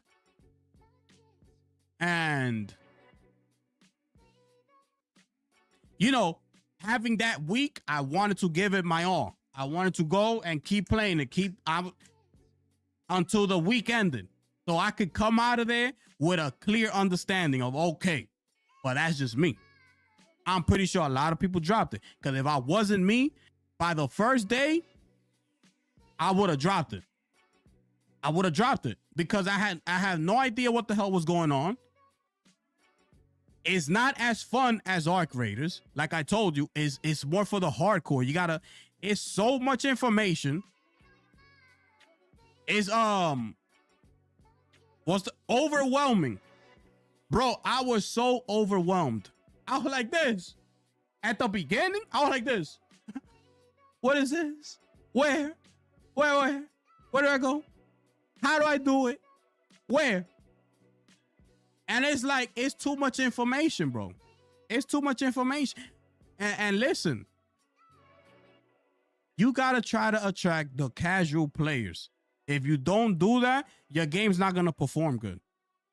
Destiny 2, with the hype around it that it has, and it doesn't even hit 400,000 on Steam concurrent. What makes you think Marathon's gonna come in here and somehow surpass Arc Raiders, which is now surpassed Helldivers 2?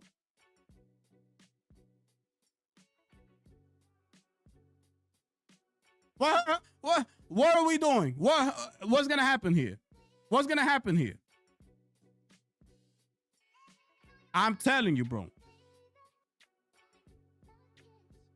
If I didn't put in my full effort into trying it and just keep at it, I said, yo, I got in this. I'm gonna stay in it until the thing is over. We got a week. I'm in here for a week. Let's go. And me, I came out of there and I enjoyed it. I came out of there loving the game. Honestly, if I'm honestly speaking, like, the game is fire. Like, the gameplay, the gunplay is fire. When you get certain guns and with certain attachments, bro, the way that gunplay, that shit feels, that shit was like, that shit felt so nice. I'm like, damn. You could see how much money is put into it. It feels premium and everything about it, but I had to put in work to get to that conclusion. Most gamers are not gonna put in work. They're gonna drop. I'm telling you, bro, it took me about 10 hours before I could say, I'm in it. Let's go. I understand what's happening now. I gotta do this. I gotta go here. This is for this.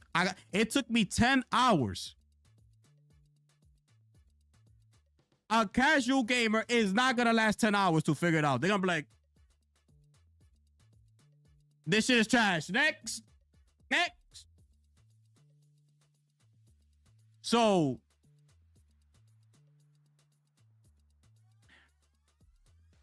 I don't know. And even with the whole like powers and things like that, even with that, I still enjoyed it. It's good, bro. It's good. The game is good. It's just there's not enough there. There's not enough. The maps. I'm telling you, bro. Arc Raiders is just on another level from this. You know, like, it got that it factor to it. This doesn't when we comparing the two. So I don't know, bro. I don't know what's gonna happen with this game. I don't know what's gonna happen with the game. Let's see. If this fails, what is Sony gonna do with this? I don't know. I hope people end up enjoying the game. I hope people end up liking this game because it truly is. It's great. It's a fire game, bro. The only thing is an extraction shooter type of situation. And then speaking on that, the whole thing about being an extraction shooter and things like that, it's like you start looking at things like this.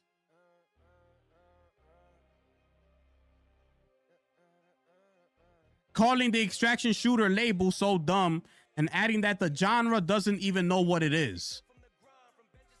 So according to this developer that used to work there at Bungie, he tried to push this game to be something else.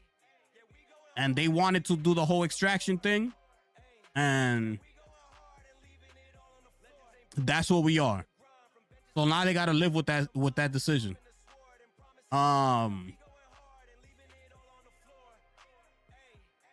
He said here, so you call Helldivers 2.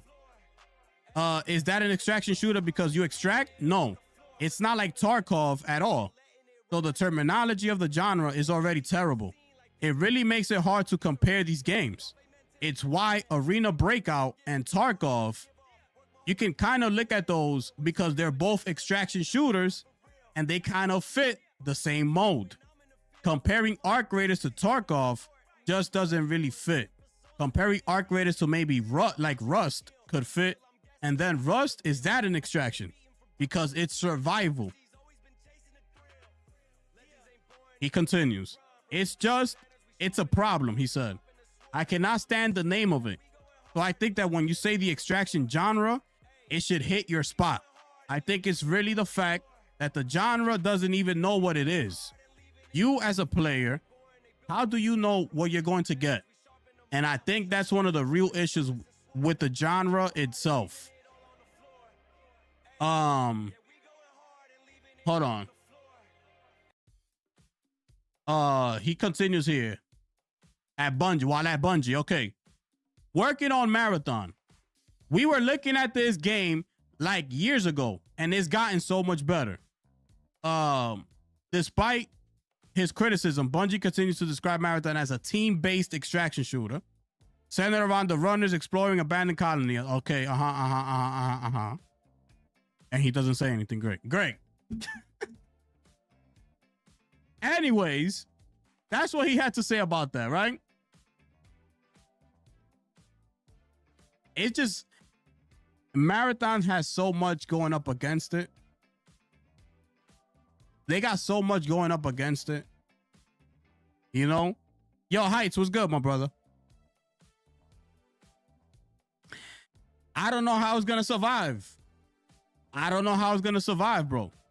I wanted to. You know, the game is fun and everything, but there's not enough hardcore gamers out there to keep the game alive. When you got people all over here on Arc Raiders, and even Battlefield 6 has taken a dip a little bit. It's like everybody jumped ship like over here. I'm telling you, bro, it got that it factor like Helldivers 2 had. It has it. When a game has that, there's nothing you could do about it. There's nothing you can do about it. Like, people are just gonna gravitate to it because the game is fun, which is the main thing here. The game needs to be fun. Marathon feels too much hardcore, like I gotta get it right this time. Like, I gotta get it. Like, bro, I don't know.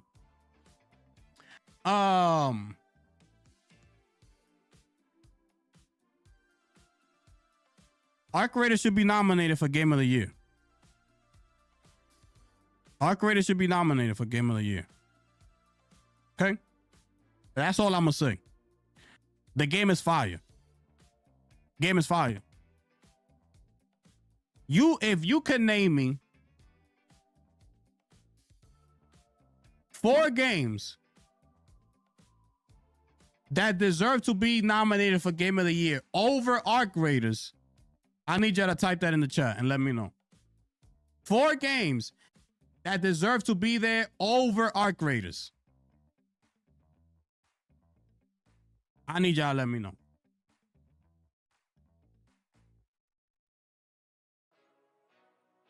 And by the way,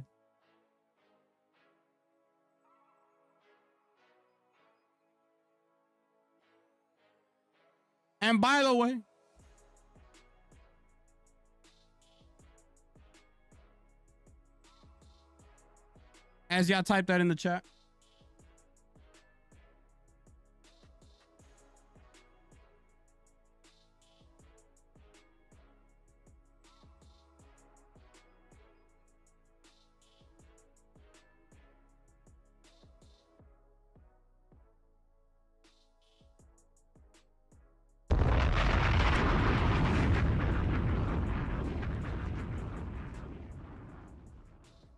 we're gonna say something about this.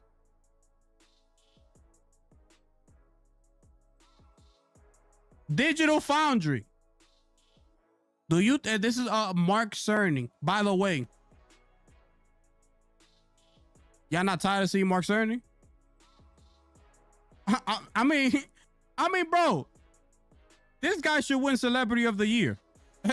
There's nobody who's been spoken of and has so many interviews outside of Mark Cerny. This man deserves to be in some type of reward at this year's Game Awards. Where the hell Cory Barlog at?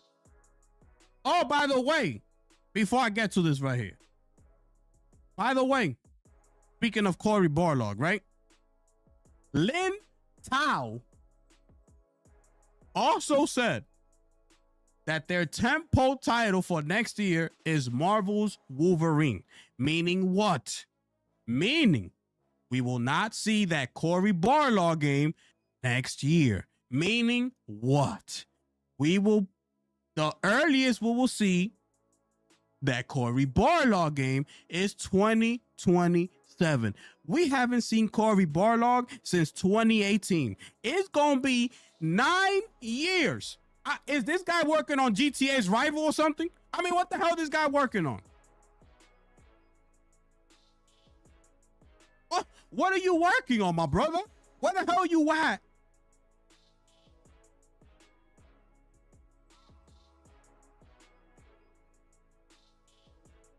Anyways, getting back to my boy Mark Cerny over here. Do you think the leap from PS5 Pro to the upcoming hardware as more of a progression or a step change moment in how developers make games? Mark Cerny, here he goes. We've shifted our focus substantially. I mean, my goodness. In the past, this answer right here is directly to Reforged Gaming. This answer right here is to him. It's like that. It's to him. It's to him. In the past, we were largely creating custom technologies just for PlayStation platforms. This is what Reforged be talking about. Why PlayStation is so great, this, that, and the third. Why their first-party titles come out the way they do is because they only got to focus on the PlayStation platform, right? This is why they come out so good. High quality, barely any bugs in them, no performance issues, none of that, right? It's because of this. It's all because they only focus on PlayStation. In the past, we were largely creating custom tech for just the PlayStation platforms. But now, we're Project Amethyst. We're placing substantially more of a focus on co-engineering and co-development with AMD on their roadmap, hardware, and libraries.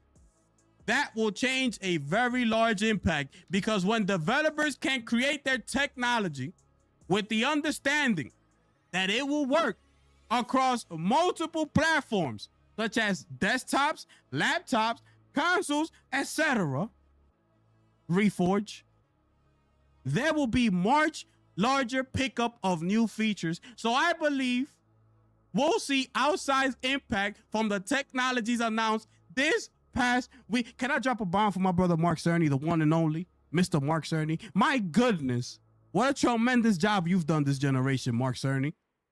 You should get an award at this year's Game Awards, by the way. Let's drop a bomb for my brother Mark Cerny.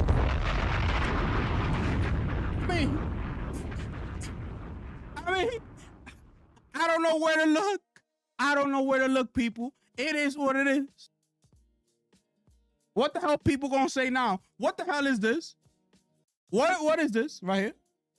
Can somebody please? Can somebody please? What is this? What? What is this? What were you doing here? Y'all still buying PS6s? That's what y'all doing? Everybody's gonna be in line for PS6, right? Everybody? Still, right? Still? After still. That answer, I want to see if Reforge has a reply to that right there. I want to see. I need to see it. I need to see it. Cause what is this, bro?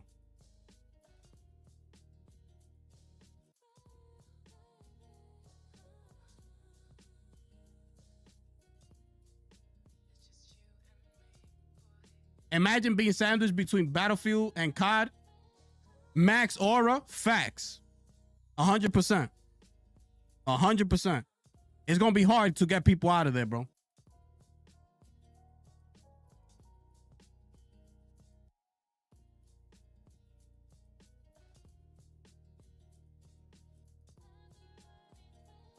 This patch deserves to be over Arc Raiders.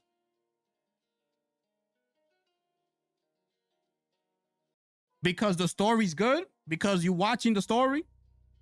Let me ask you something. When you play Dispatch, or you're watching the game, and then a few texts will pop up and you got to pick square, triangle, circle, or X. That's what you got to do. And pick the answer, and then they'll say what you say, and it'll go that way in the direction. That's what you do in that game? And then you sit back and watch? That's what you do? I just need to know. I'm not knocking the game. I'm not knocking any Telltale games. I'm not knocking none of that. I just need to know if this is what you do. You boot up the game. You watch the story. I'm not saying this is whack or nothing. The story could be fire. I'm just talking about as a video game. From a video game standpoint, you boot up the game. You play it. It has an introductory scene. It's fire. You come out of it. You got 4 options. Circle, triangle, square, X. Pick one what you want, which one you want him to say. Square. He goes on with that. The story goes that way. That's what y'all do? That's what y'all do? Shout out to my brother Michael West dropping that 2 bomb up in here. Salute to you, my brother.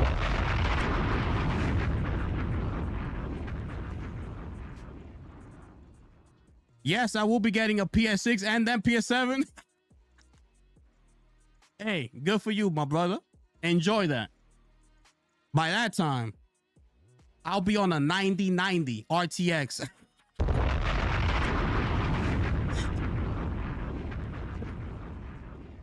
My desktop is gonna be floating on the air. That shit gonna be like this on the air.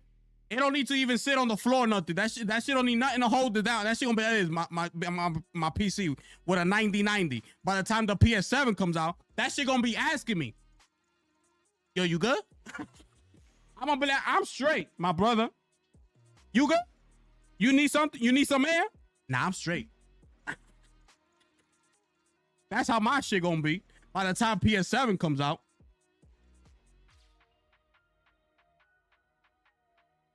By the time PS7 comes out, my PC gonna be floating in the air.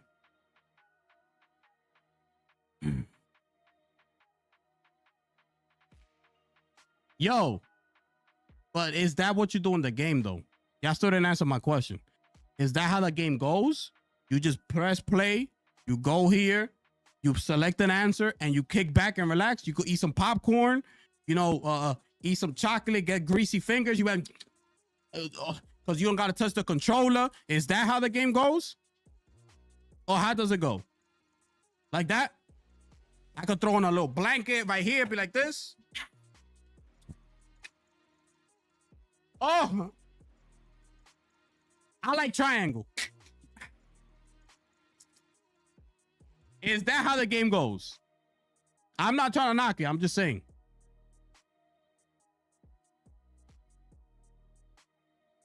It's kind of like that. Then you can't tell me, bro, that game deserves to be nominated over Arc Raiders. You can't tell me that, bro. Just because the story is fire and this, that, and the third, that could have been a show. Bro, that was going to be a show. I don't know if you heard the developer. The game was supposed to be a show. They just couldn't get the deal done. So they diverted to making it into a game, a Telltale game. That's what they had to do because they couldn't sell it. And then we got what it got.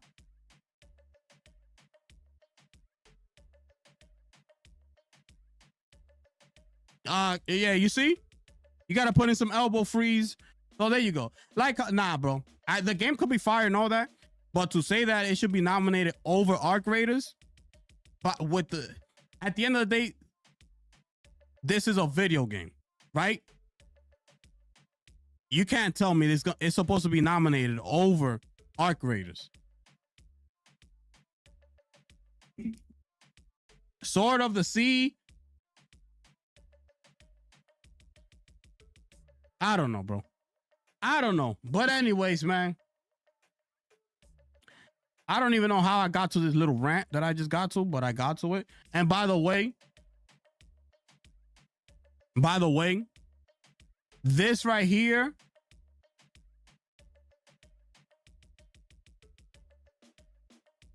hold on.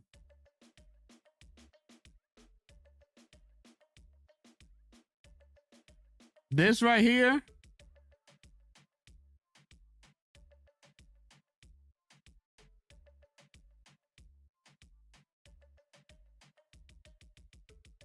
Eurogamer has given Arc Raiders, where the hell the stars are?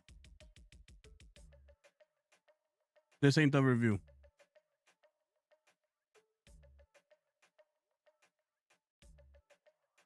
A 2 out of 5 with your boy right here, Ricky Lake. Can we drop a bomb for Ricky Lake, please?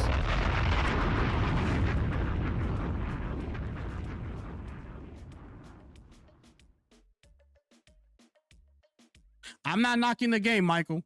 Don't take it as I'm knocking the game. I'm asking questions, and I'm just trying to get to the point as to why will somebody think that a Dispatch game should be nominated over Arc Raiders only because that's a single player game and Arc Raiders is a multiplayer game.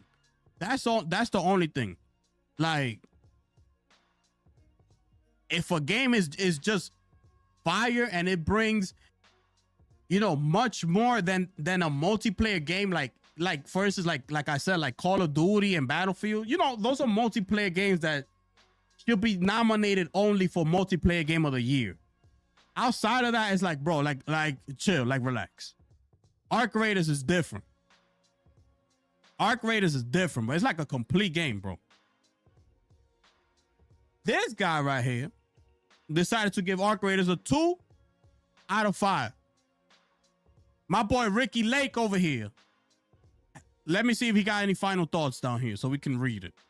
Does he? Does he?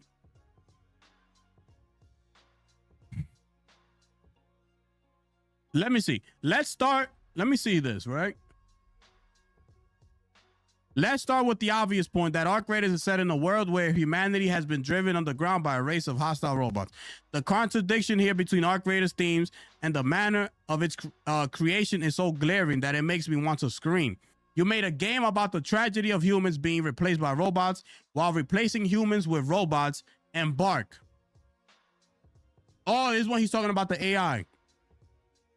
It displays a total lack of awareness, or worse, willful ignorance of Arc Raiders' own semantics.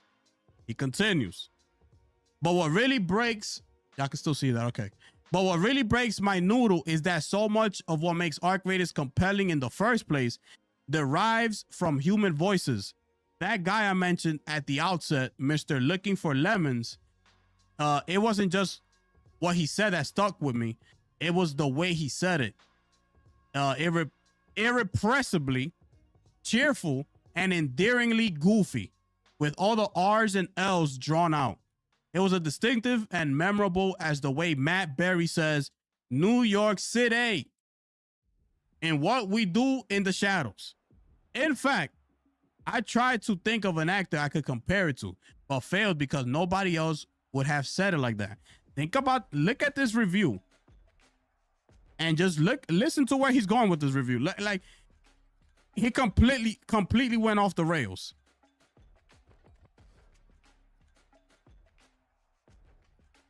He finishes here. Arc Raiders has facilitated millions of similar interactions since launch, but that only makes Embark's use of AI voices more abhorrent. adherent, whatever. For ARC Raiders to ride the wave of human sociability all the way to the bank while also being so contemptuous of the thing that makes us social animals in its own workflow, carving up human voices and resembling them like a digital Victor Frankenstein, demonstrates a lack of artistic integrity that I find impossible to ignore. The fuck? Like, what are you talking about? However, smartly designed ARC Raiders I cannot recommend it. I cannot recommend it because Embark does not value the thing that makes it special. Wow. We got to drop a bomb for my brother Ricky Lake.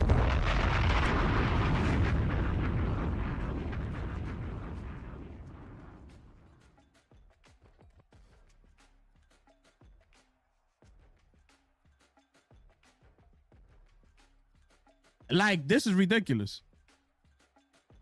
Like, first of all, I get it. If they talk like the emotes, like, hey, ARC Raider, whatever. Hey, bro, who pays mind to that, bro? I don't. I didn't think that. I didn't think of it as I'm playing it. That's an AI in my voice. That never crossed my mind, not one time. I'm telling you, not once it didn't cross my mind. Why? I was just enjoying the game. All I use the emotes for is just to have a little fun. Oh, hey. Or when I don't want to talk on the mic. Oh, don't shoot. Oh, hey. What? Whatever. And if they're talking about the people that talk also, in Speranza and things like that, you telling me that you're gonna drop? I get if you would have dropped a point off of it and be like, yo, because of that, even though the game is fire, I gotta drop a star. Like, I can't give it 4 out of 5. I gotta give it 3 out of 5 because this, that, or whatever, or 3.5 or something like that. Well, bro, you also go as far as you cannot recommend the game because of that. Like, bro, you're taking it way too far, and it like. Everything that this game is offering people, like gamers, is ridiculous. And because of this score, I need you to understand that their Metacritic went from like a 92, I believe it was, or a 90, 92 or 93 or something like that. And because of these 2 stars, it dropped to like an 88 or something like that. Something crazy. Yeah, because of this review right here. Think about that. So now, potentially, because of that, this probably doesn't even get nominated for Game of the Year. Because of that. Because you got other games out there that rated so high this year. You know, you got your Silk Songs up there. You got your Blueprints up there. Expeditions up there. You know, this coming all the way down to 87 or something like that. People are going to see it as, nah, we can't put it in. You know, I feel like he did that on purpose. Honestly, I feel like he did it on purpose. And listen, this website, Eurogamer, I used to love Eurogamer. Like, when I first started my YouTube channel, this was one of the first sites that I used to go to. When I was looking at information and things like that, looking up information, Eurogamers used to be one of my go-tos. It was always, my first was always Eurogamer and WCCF Tech. I used to be in those hard body. And then I'll start looking elsewhere. But ever since I learned that they got bought out, where the parent company got bought out, I think, by IGN, I stopped looking. I haven't even gone to back to Eurogamer ever since. Because I already know what IGN is about. You know, IGN be doing some dumb shit. So now they own Eurogamer. You know, so there's always agendas behind these people. Like, there's always something. Call of Duty's around the corner. You know what I'm saying? Who knows? Even though it's not competing directly with Call of Duty, it's still around the corner. It's still a shooter. It's still a multiplayer game. They might want to bring this hype down and, you know, get people ready for Call of Duty season. We know IGN is in cahoots with Microsoft. right? We know they're in cahoots with Microsoft. They do whatever they can to boost up whatever Microsoft is putting out there. That's the way IGN been, right? So IGN owns Eurogamer. And Bark Studios is starting to make a name for themselves. They coming out here, bro, with 2 bangers. So could that possibly be something that affected them? Absolutely, 100. In my mind, 100%. IGN has something to do with this. IGN knows Call of Duty's coming out this week. They trying to bring the hype down. Call of Duty's around the corner, man. Xbox, Microsoft, they bought them out just the same way they had their hands on Digital Foundry and all that. Like, it is what it is. It is what it is. This is ridiculous, bro. I wonder what he's going to start giving the rest of the games, because the rest of the games are going to be AI. The rest of the games are being made by AI. If you think about it. They're being made. The foundation. There's certain studios that their foundation to the game will be made by AI. And after that, they will only bring in the humans to fix up whatever mistakes the AI did. We could build on this now. AI already did the foundation. Now we come in and we just build on it. He gonna say the same thing for those games? What the hell going on here? What other game has this guy reviewed? Battlefield 6, he gave it a 4. Borderlands, he gave it a 3. System Shock, the 25th anniversary, he gave it a 4. Mind's Eye 1. Delta Force. Let's see some. Shadow of Doubt. Warhammer 4. Concord 3.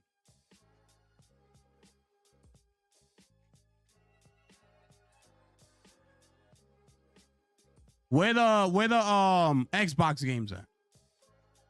Whatever. I ain't looking for this guy. I'm not even that interested, to be honest. Anyways, that's your boy Ricky Lake right there. That's your boy Ricky Lake. PC is a 85 now. Yo, click what else on his name? Oh, yeah. I just clicked, bro. I'm telling you, bro. I feel like this was some sort of an agenda. There is no way that this game deserves a 2 out of 5. There's no way, bro. No way. Yo, Lunchi, what's good? Yeah, Battlefield 6 sold 10 million copies, bro. 10 million copies. Arc Raiders just hit 4 million, yup, in 10 days. And shout outs to Ghost. Oh, before I forget, shout outs to Ghost of Yote for selling 3 point. Hold up.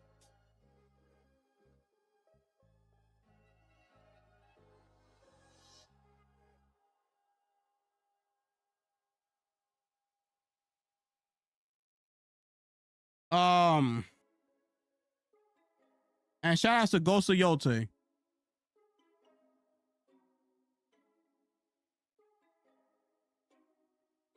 For selling 3.3 million copies in a month, ladies and gentlemen. Can we drop a bomb for Ghost of Yote, please?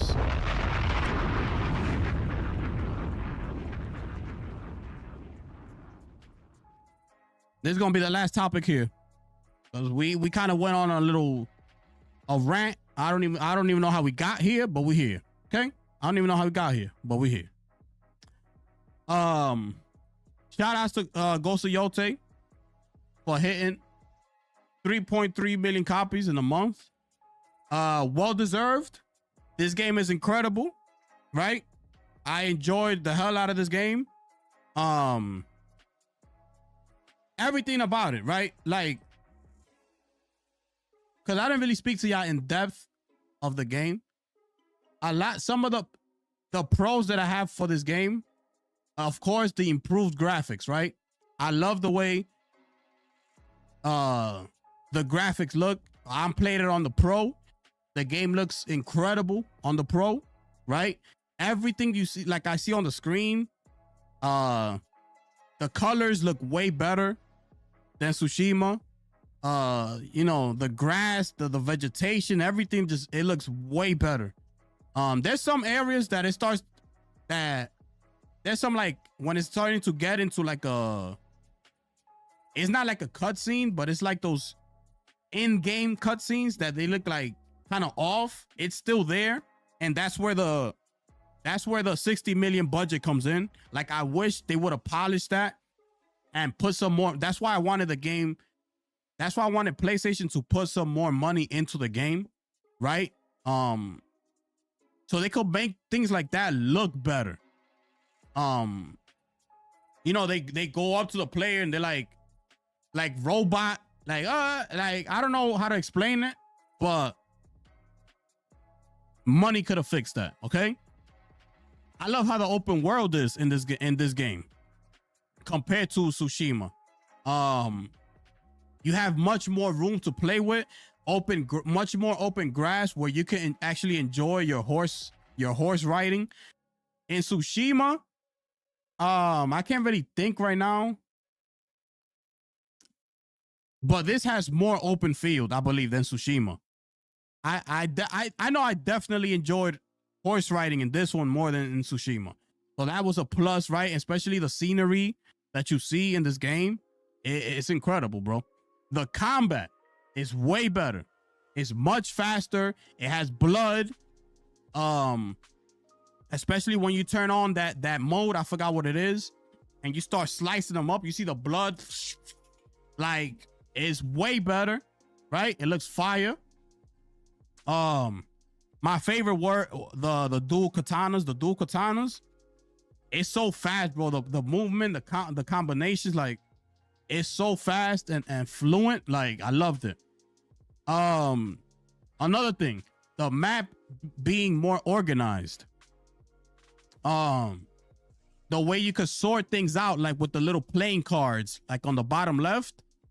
I love how they put that there. So now you could just, whatever you're trying to do, you could search it by that.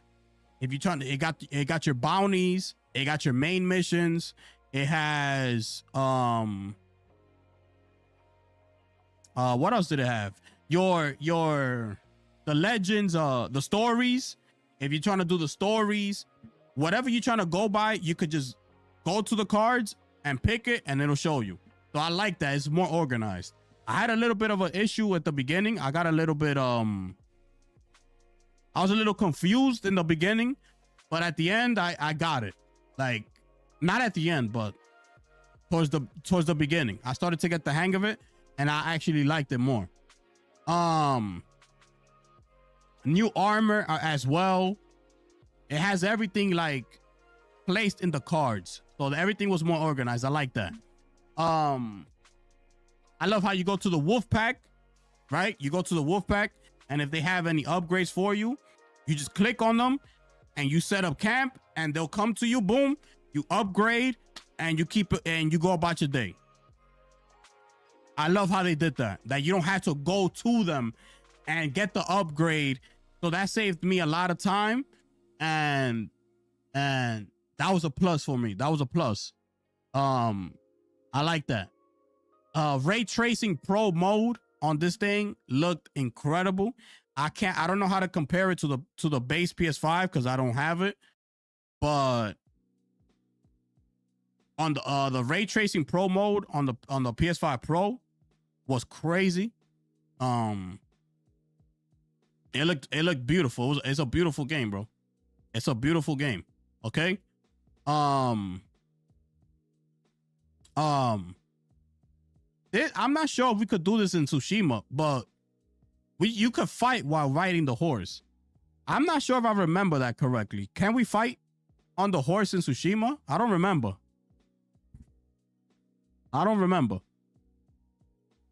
But I do remember doing that in Yote. So I enjoyed that. What else? Also in the field, I do love the fact that they got like trip wires like set up around the whole field, and you will never notice. Like you will never notice. And out of nowhere, you could just trip over the wire and they'll come out the bushes. They'll come out the bushes and just jump you. Like I love that they put that in the game. You know, that's fire to me. Like I like that. That caught me off guard. I was like, oh shit, like they got this shit in the game?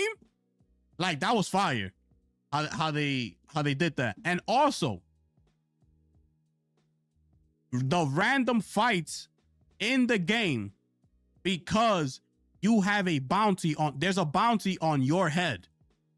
So because there's a bounty on your head, you get into random fights. Like, I like that. You know, you see a group and they'll be like, yo, that's the woman right there from the poster. Get her. And they'll come to you and they start jumping you. You gotta, right away, you gotta react. And the same thing with the trip wires. They got the trip wires just in case you pass by. There's a big bounty on your head. Everybody looking for you. So I like that they brought that. I like that aspect in the game. I like that they put that in there. It made the game more interesting. Yeah, that was fire. Also, there's a part in the game that like if they beat, I don't know how it is. What group? There's a certain group that if they beat you in the fight, they take you like and they tie you up. They tie you up and you have to escape from it and kill them and get all your stuff back. So they take all your stuff from you. They bring you in, they tie you up, and you gotta escape and then kill them, and you'll be able to retain all your stuff. I like that they did that, right? That was another thing that they added to the game, which was fire. The only thing I didn't like about that little section was there's only like 2 guards. You know what I'm saying? I would have loved it, like, since there's such a big bounty on your head, it should have been surrounded with like at least 4 to 5 guards, being that you're so important and they got you tied up, you know? So as you escape, I would have loved them to make that fight a little bit more tougher to get out of that situation. I mean, and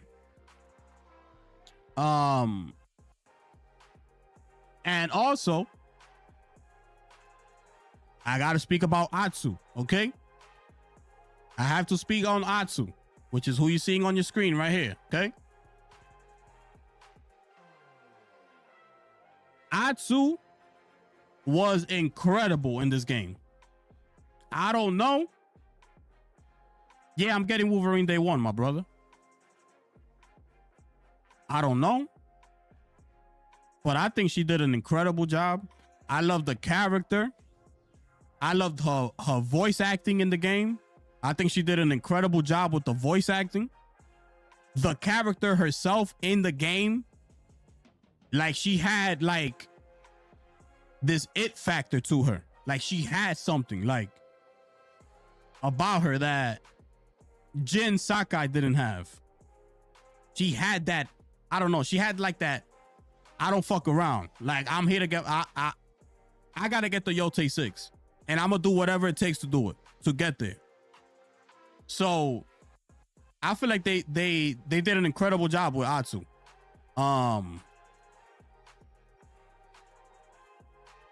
You kind of forget, like, not forget that she's a woman, of course, but you know how some people like have an issue like, oh, because there's a woman now instead of a man and it's not Jin anymore. Like that kind of, the game is so good. The combat in the game is so good that you forget about that, bro. Like you forget about it. You so focused in the combat, bro. It's like, and the horse riding and everything that the game has to offer. You forgot about that, bro. You forgot about it. And they did an incredible job, bro. She did an incredible job. You know? So yeah. Shout outs to her. She did incredible. And I know she's gonna be nominated at the Game Awards. I know she is. But she did great. And she should be nominated. All right, she should be nominated. She really did that good in that game.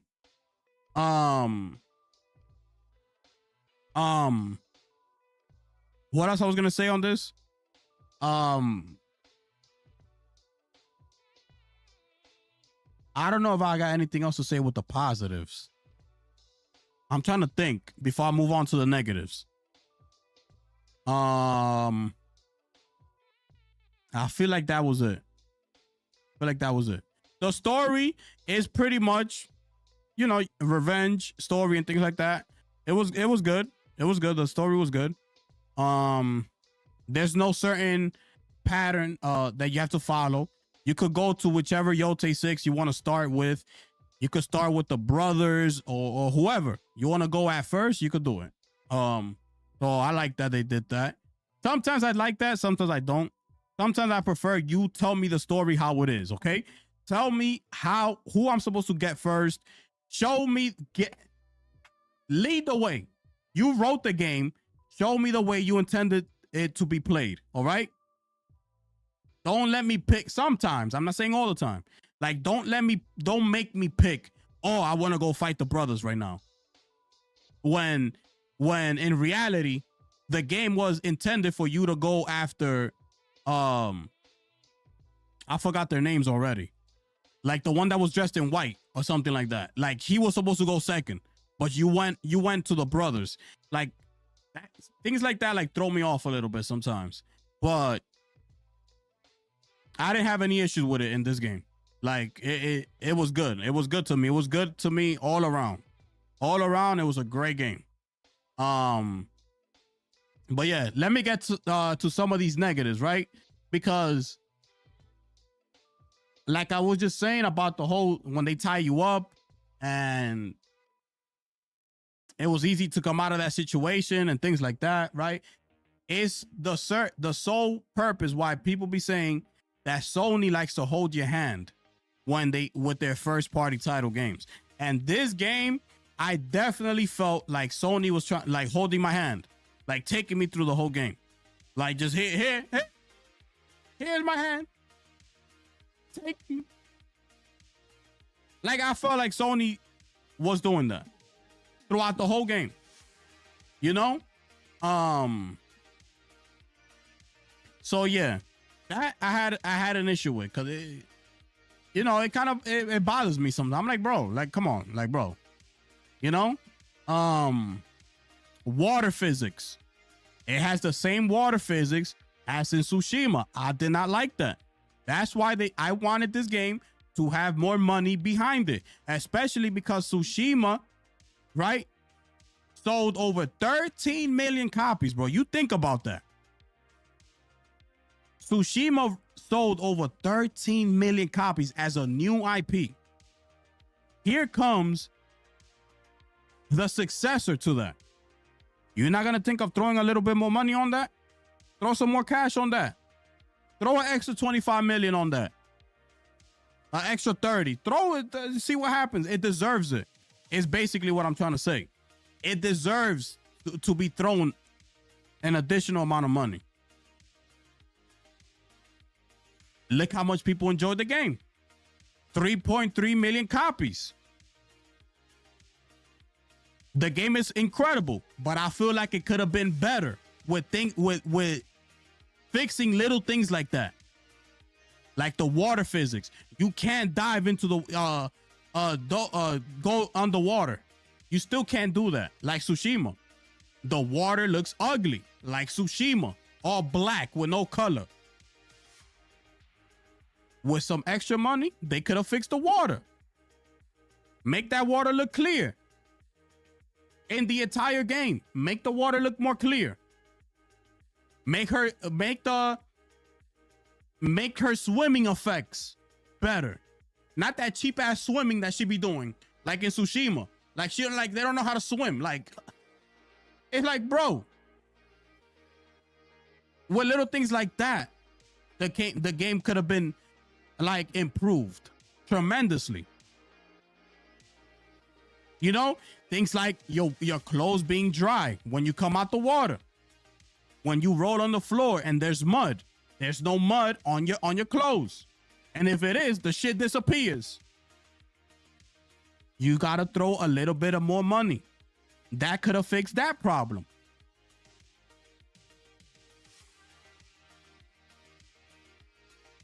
The combat also.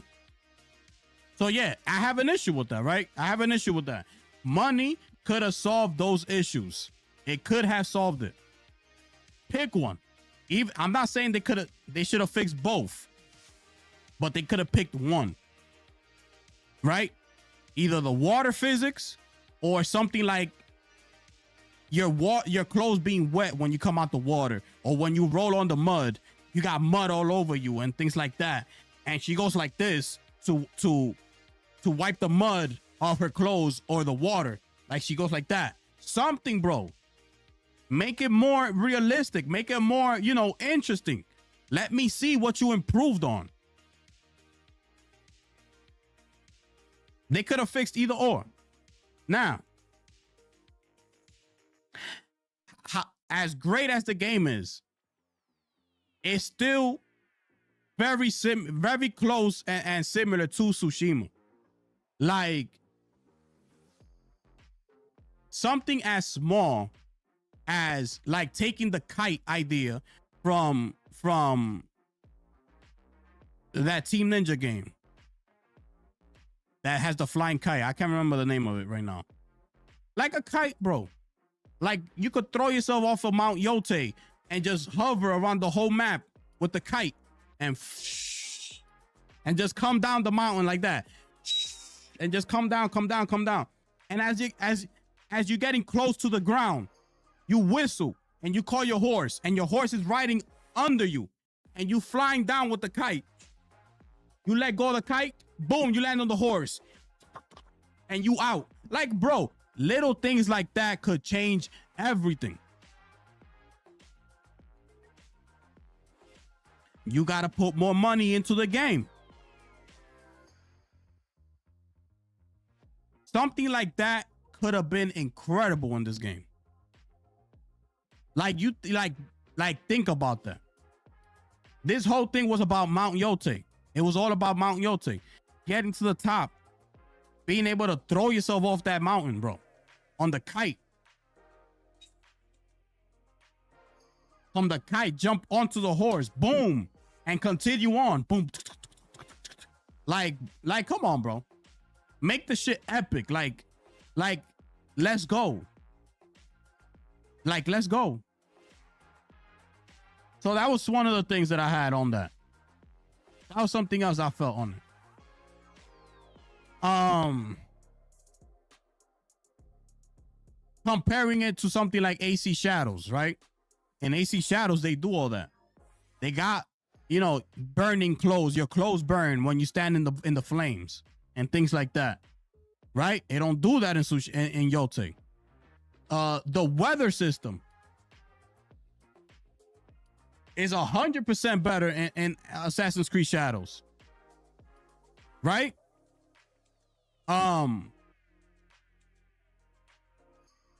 Things like that, right? Like fire, not when you put fire in the ice, nothing happens in Yote. When you're walking over what you call it, frozen ice, you're not slipping like in Shadows. In Shadows, you slipping all over that frozen ice. You're like, oh, you can't walk right. And Yote, you're like this, like nothing's happening, right? You gotta put money behind the game. Like little things like that elevate the game. That's what I'm trying to say. Like little things like this would have elevated the game even more. More detail. Add more. Pay attention to detail. Like if you just made it like this because you wanted to see a big, which is clearly what I'm noticing, that they kept the same budget due to the fact that they wanted to see a higher margin of profit.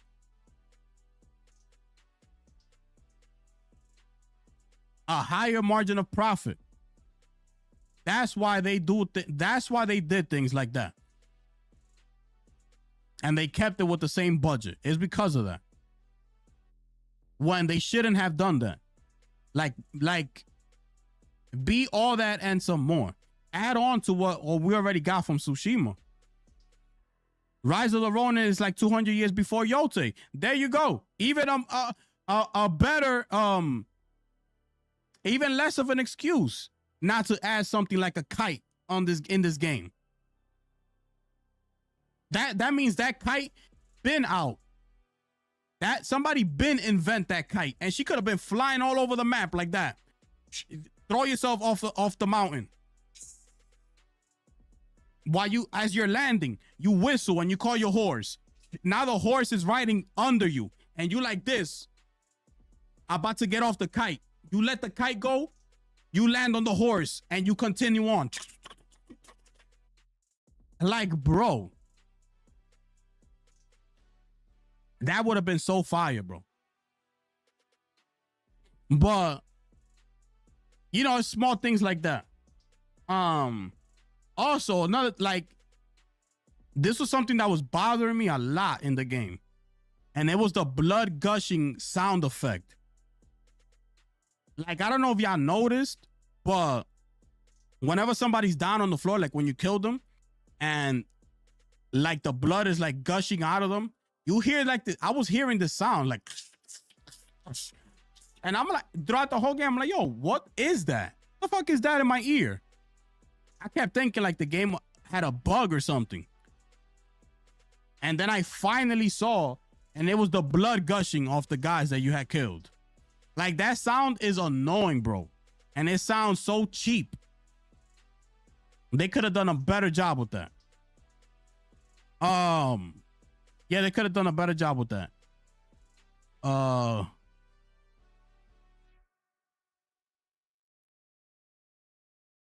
Oh yeah, and one last thing that I had here on the cons is, I don't know if y'all notice, but when you shoot somebody that is standing above you and you shoot them down, I don't know if you noticed, when they fall to the ground, they bounce like on a pillow, like if they bounced on a bouncing mat or something. I don't know if y'all noticed that.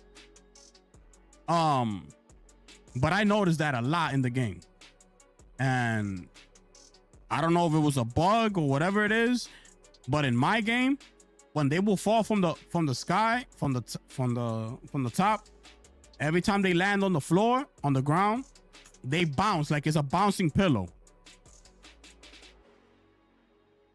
Yeah, definitely, yes.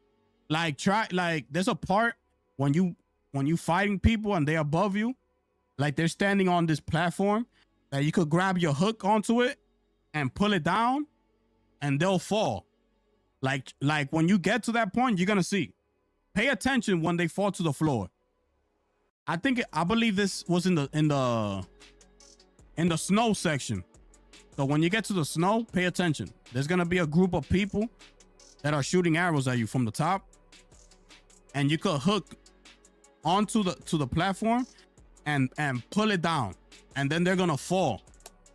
Like, after you kill them, and then pull it down and watch how they hit the floor. It's gonna bounce like a pillow.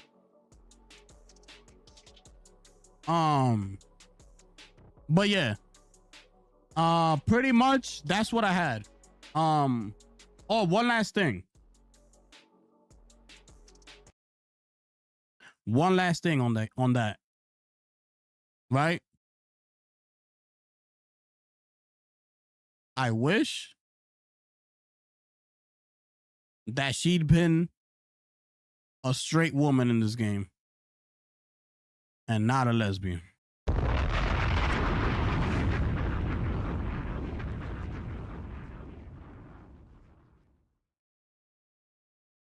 Because that would have told me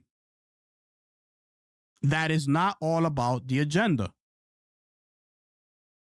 When they do it to straight people, they be telling straight people, listen, we need you to take on this gay role. We need you to take on this gay role. The straight guy, the straight girl, they got to do it. Right?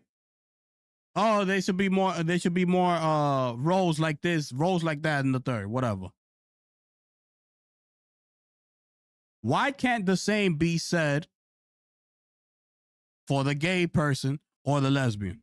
Why can't they have to take roles?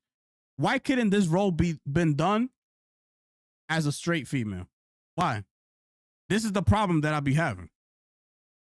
Why is it so hard for them to play a straight role, but then they pretty much like to demand that straight people play a gay role? I got a problem with that.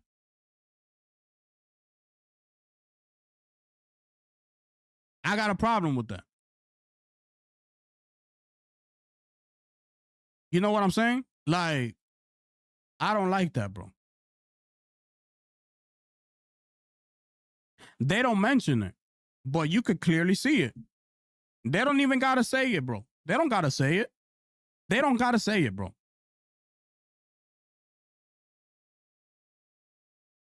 They don't gotta say it, bro. Like,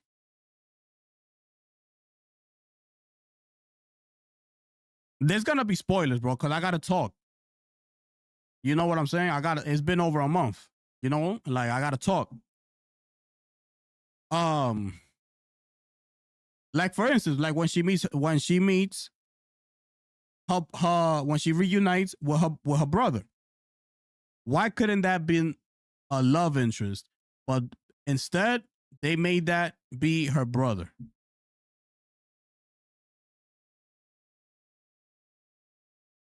You see what I'm saying? Like, why couldn't that be her love interest instead of her brother?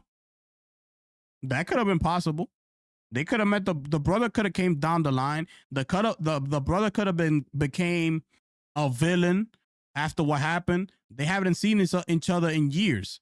He could have became a bad villain, and now she's forced to either kill her brother or not. Or the story could have gone a different direction. But they took the safe route. Oh, we met up. That's her brother. All throughout the game, oh, you're not my type. I don't even like you like that. You're not my type. There's signs all over the game, bro, that lets you know that she's not straight. They're all over the game. So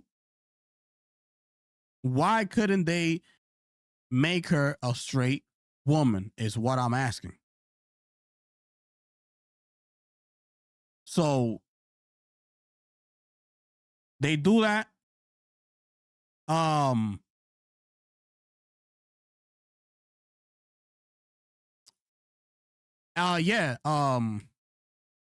Mike, yes. Why couldn't they make her a straight woman, bro? That's all I'm asking. I think the story would have been better that way. The guy, when she meets that guy, that becomes her love interest and not her brother. And her brother actually became a villain, and he's like, some sort of like one of the top, like something, I don't know. He has his own army, right? That overcame everybody, and just, I don't know, they could have done something. And that guy could have helped her, like, and at the end of it, she meets face to face with the brother and finally knows that that's her brother, and they got to end up fighting, and she got to choose whether to kill him or not, and things like that. The story could have gone either way. They played it safe. That ends up being her brother. She meets a girl. She becomes the one that her companion throughout the game. Right? The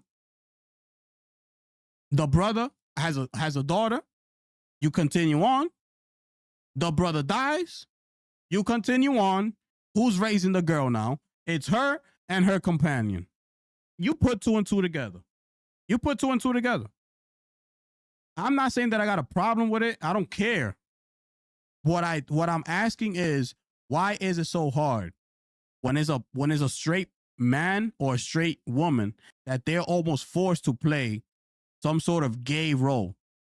But when it comes to a gay man or lesbian, they're almost like ill when they gotta play a straight person, like a straight role.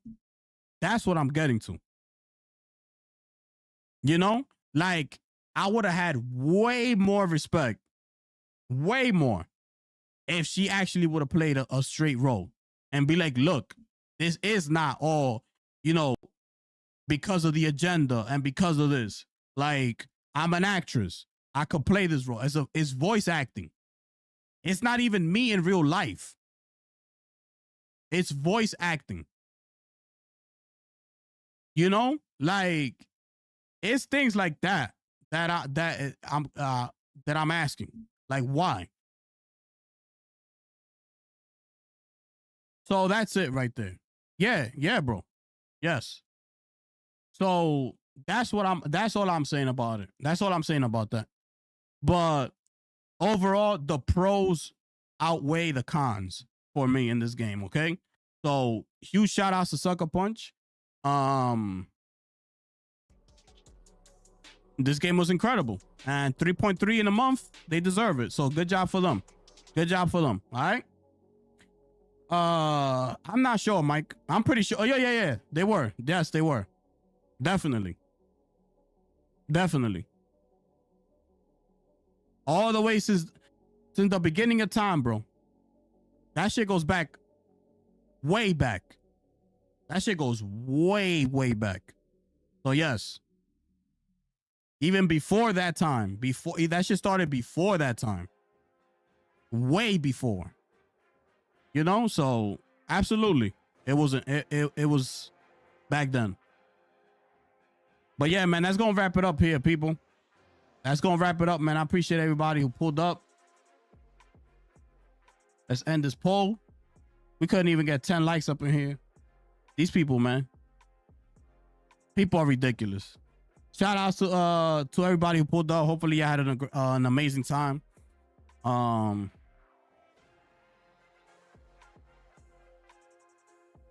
Yeah, but they were forced to hide it. Yes. They were forced to hide it. Yep. But yeah, man, that's it. That's going to wrap it up. I appreciate y'all, man. Thank y'all for those who super chatted. Thank you for those who kept the chat alive. Shout outs to Ruben for becoming an official sponsor of the channel. Membering up. He in the Discord. Member up and get in the Discord, y'all. With that being said, people, it is your boy, the Gifted One here, man. And I'm going to catch y'all on the next one. I'm gone.